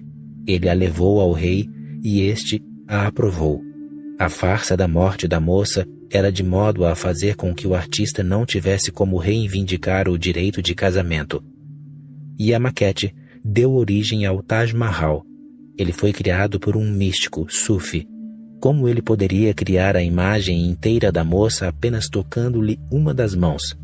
Ele só pode ter estado em um tipo de dimensão diferente. Ele deve ter posto de lado, naquele momento, a influência da mente.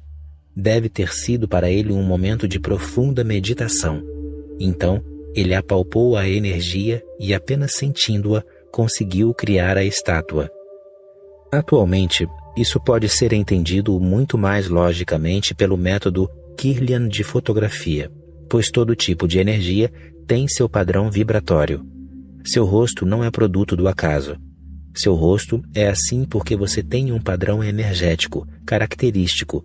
Seus olhos, seus cabelos, sua cor, tudo isso existe conforme um padrão energético específico. Os que se afeiçoam à meditação têm trabalhado com padrões energéticos através das eras. Assim que identifica o padrão energético de alguém, você passa a conhecer-lhe toda a personalidade. Você passa a conhecer-lhe tudo, por dentro e por fora, pois é o padrão energético que cria tudo. Por meio dele, você conhece passado, presente e futuro. Assim que se consegue entender o padrão energético, descobre-se a chave, a essência de tudo o que lhe aconteceu e de tudo o que lhe ocorrerá. Isso é arte objetiva. Esse homem criou o Taj Mahal. Em noite de lua cheia, ao meditar sobre o Taj Mahal, seu coração pulsa com uma nova essência amorosa. O Taj Mahal ainda traz em si a energia amorosa. Mumtaz Mahal morreu por causa de seu amor pela filha. Shah Jahan sofreu por causa do amor. E Shirazi criou-lhe a maquete porque sofreu muito, porque ficou profundamente ferido, pois seu futuro lhe parecia tenebroso. A mulher que ele escolhera já não existia. Por causa de muito amor e meditação, o Taj Mahal ganhou vida. Ele ainda está impregnado das vibrações de outrora. Não é um monumento comum, mas uma obra especial. Tal é o caso das pirâmides do Egito, e há muitas, muitas coisas no mundo criadas por meio da arte objetiva, criadas por aqueles que sabiam o que estavam fazendo, criadas por grandes meditadores, e também dos Upanishads e dos Sutras de Buda e dos ensinamentos de Jesus. Lembre-se, para mim, criatividade significa contemplatividade. Criatividade significa um estado de ausência da razão. Então, Deus desce sobre você. Então, o amor flui através de seu ser. Com isso, algo ocorre em razão de seu bem-estar.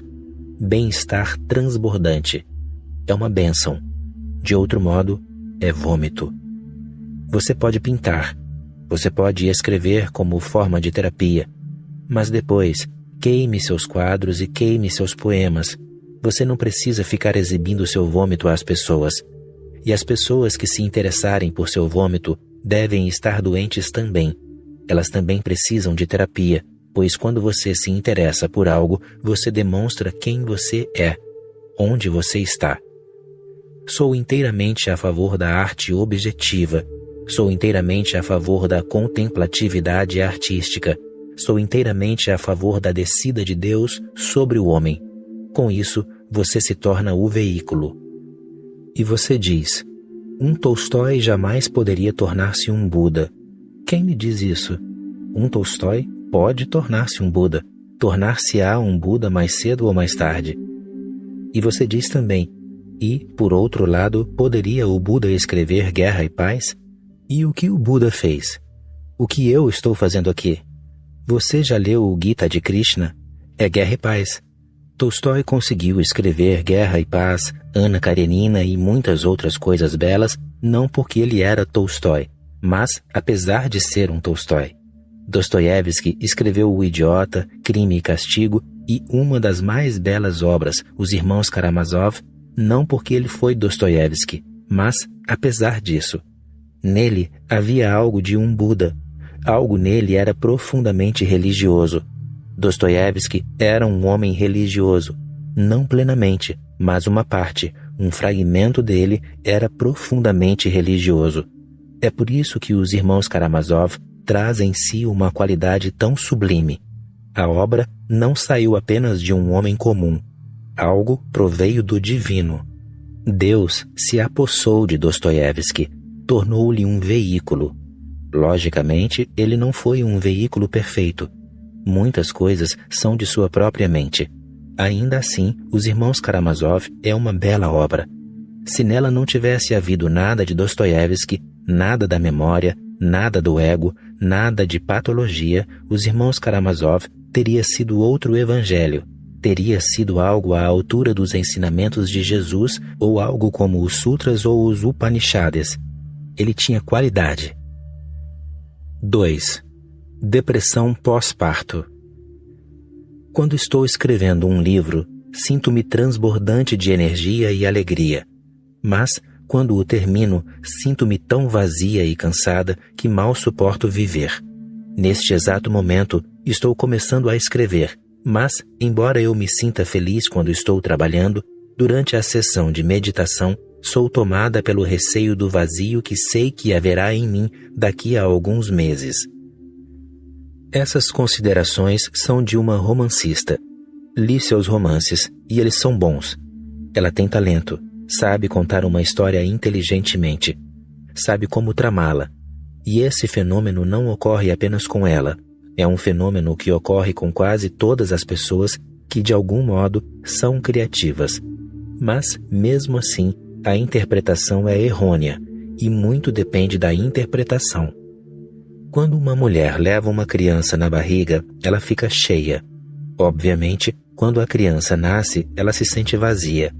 Ela sente falta da nova vida que pulsava e se mexia no útero. A criança saiu. Ela se sente vazia durante alguns dias. Mas ela pode devotar amor à criança e pode esquecer seu vazio, amando a criança e ajudando-a a desenvolver-se.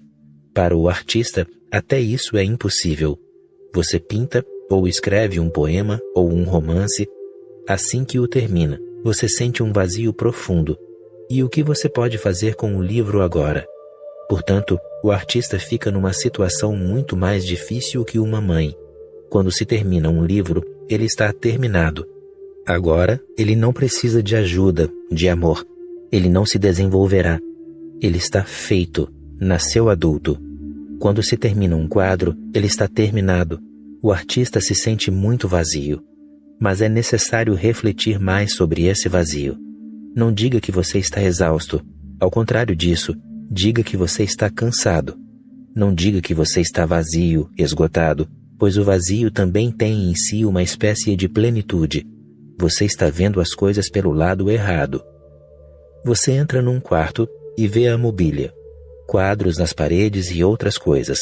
Mas, depois, essas coisas e os quadros são removidos dali e você torna a entrar no quarto. Agora, que você dirá? Você dirá que ele é um quarto vazio ou um quarto cheio?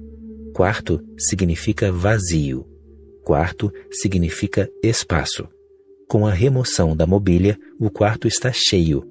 Quando a mobília estava lá, o quarto não estava cheio. Muito lhe faltava por causa da presença da mobília. Agora, o quarto está completo. Seu vazio é total.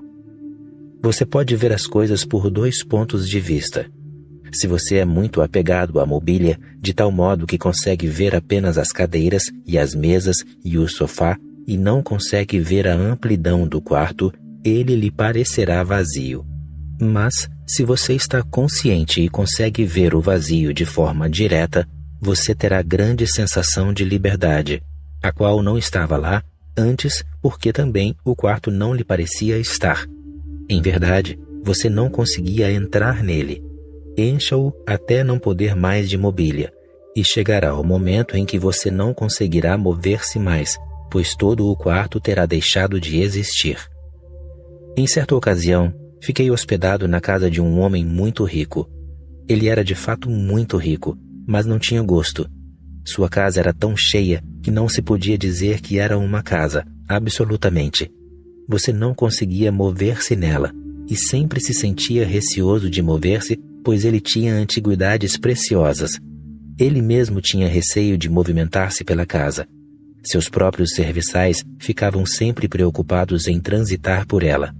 Ele me forneceu o melhor, o mais belo quarto de sua casa, e eu disse a ele: "Isto não é um quarto, é um museu. Por favor, dê-me algo em que eu possa mover-me. Esse, sim, será um quarto. Isto aqui não é um quarto." O quarto quase desaparecera. O quarto significa a liberdade que o espaço lhe dá. Quando está trabalhando, criando, sua mente fica cheia de muitas coisas. Ela fica ocupada. Ao escrever um romance, a mente fica ocupada. Ao compor um poema, a mente fica ocupada. Ela fica com excesso de mobília, a mobília da mente, pensamentos, sentimentos, personagens. Depois, o livro é terminado.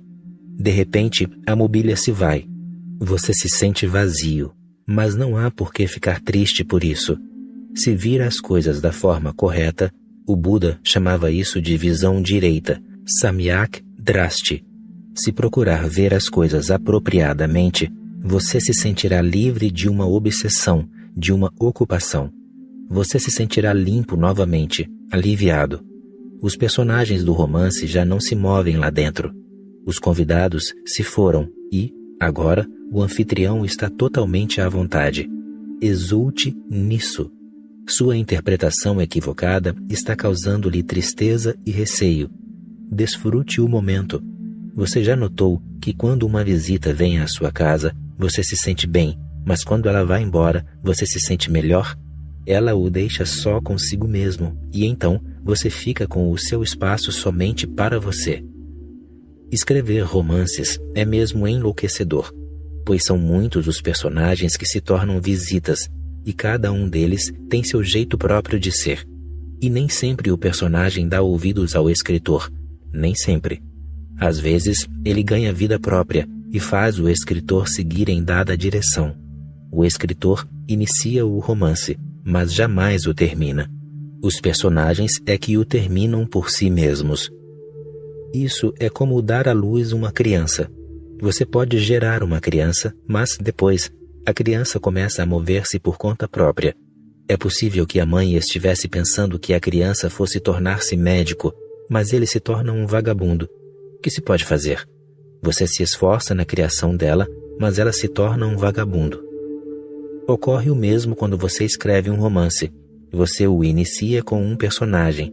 Você iria torná-lo um santo, mas ele se torna um pecador.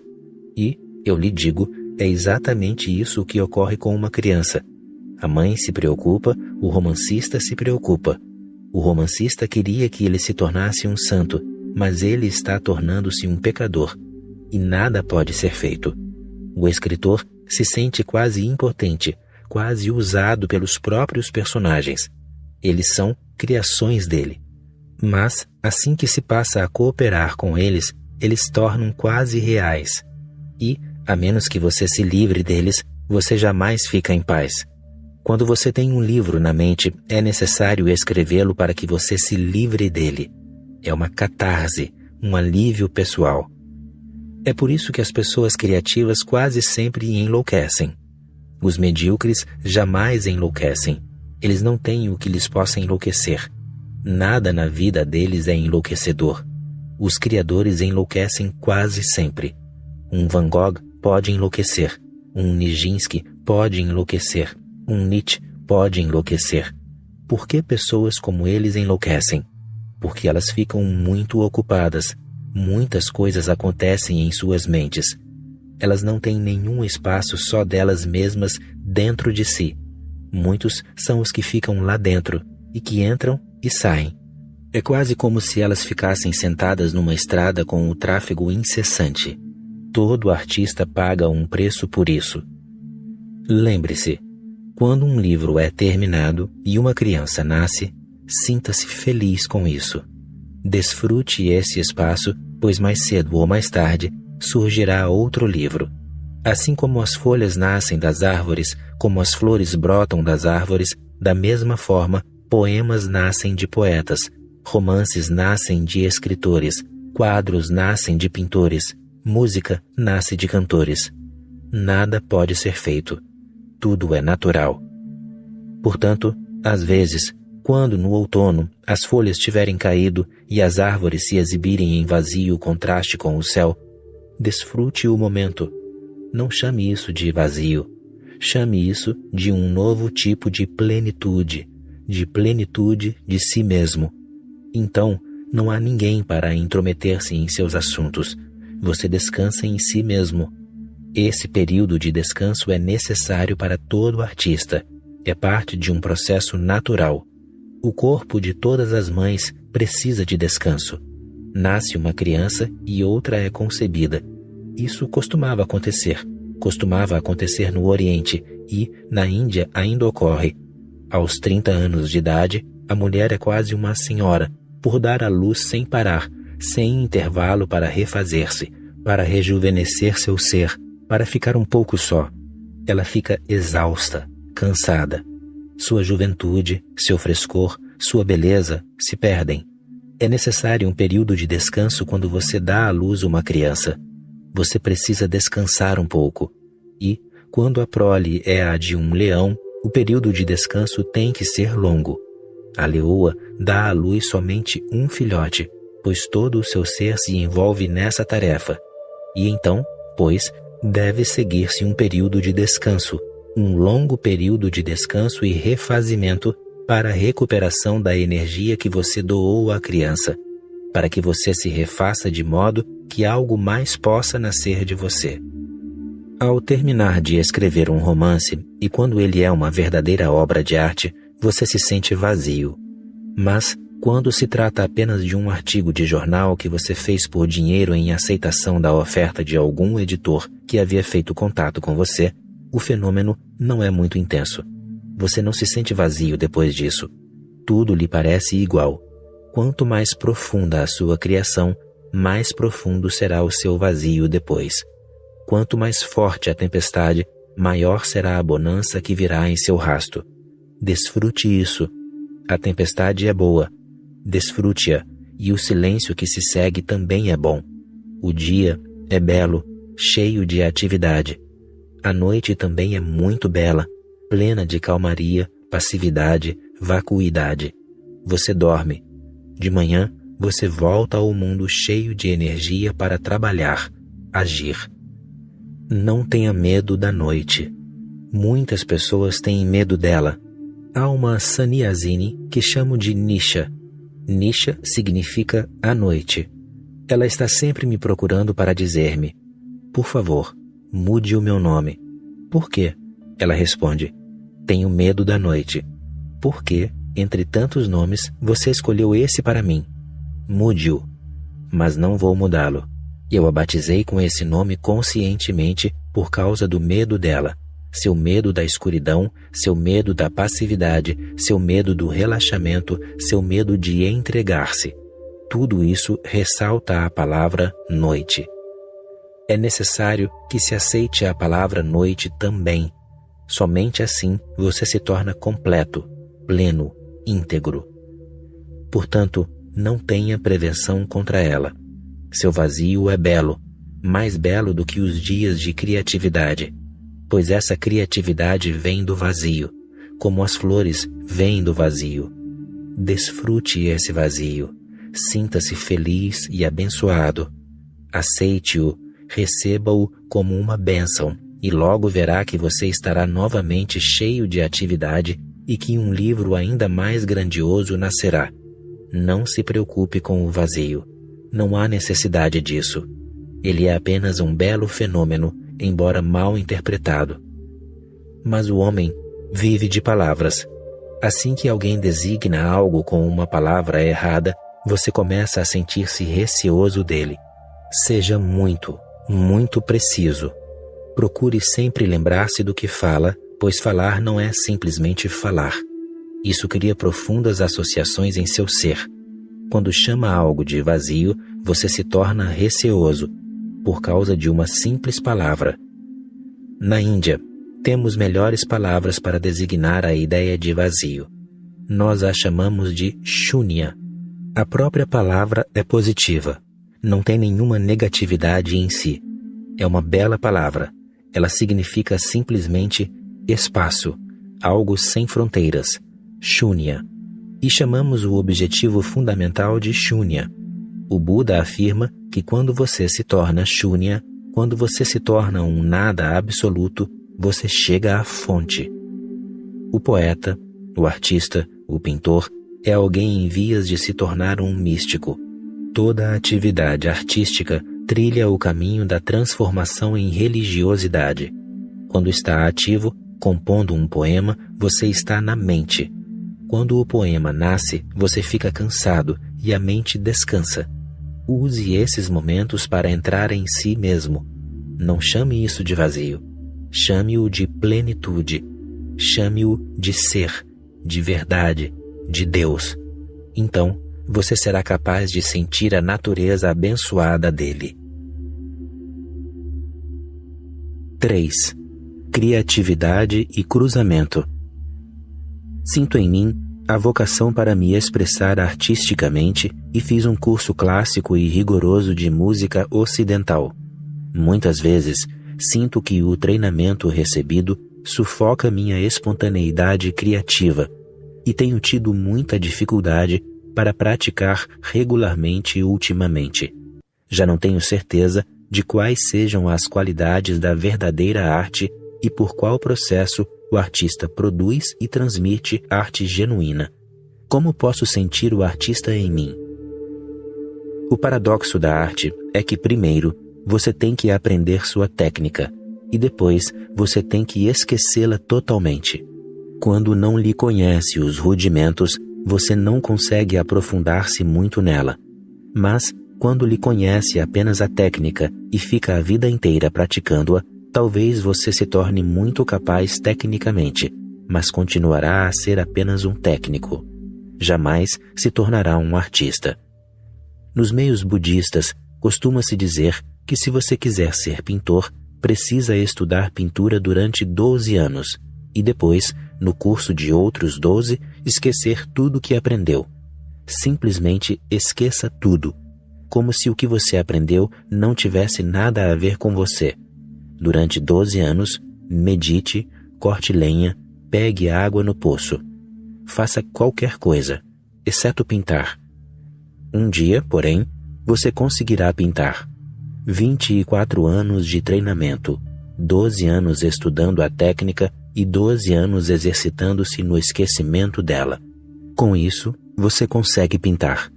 Agora, a técnica é uma parte natural de seu ser. Já não é conhecimento puramente técnico. Ela se tornou parte de seu sangue, de seus ossos, de seu âmago. Agora, você consegue ser espontâneo. Ela não o estorvará mais, não o aprisionará mais. Essa é exatamente a minha experiência. Agora, não pratique mais. Esqueça tudo sobre música clássica. Faça outros tipos de coisas. Jardinagem, escultura, pintura, mas esqueça essa coisa de música clássica, como se ela não existisse mesmo. Durante alguns anos, deixe que ela descanse no íntimo de seu ser para que seja assimilada. Não é mais uma técnica. Assim, um dia, um surto de inspiração se apossará de você. E então, você começará a tocar novamente.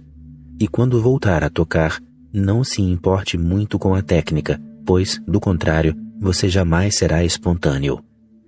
Seja um tanto inovador. Criatividade é isso. Conceba novas formas, novos meios de criar. Tente algo novo que ninguém jamais fez.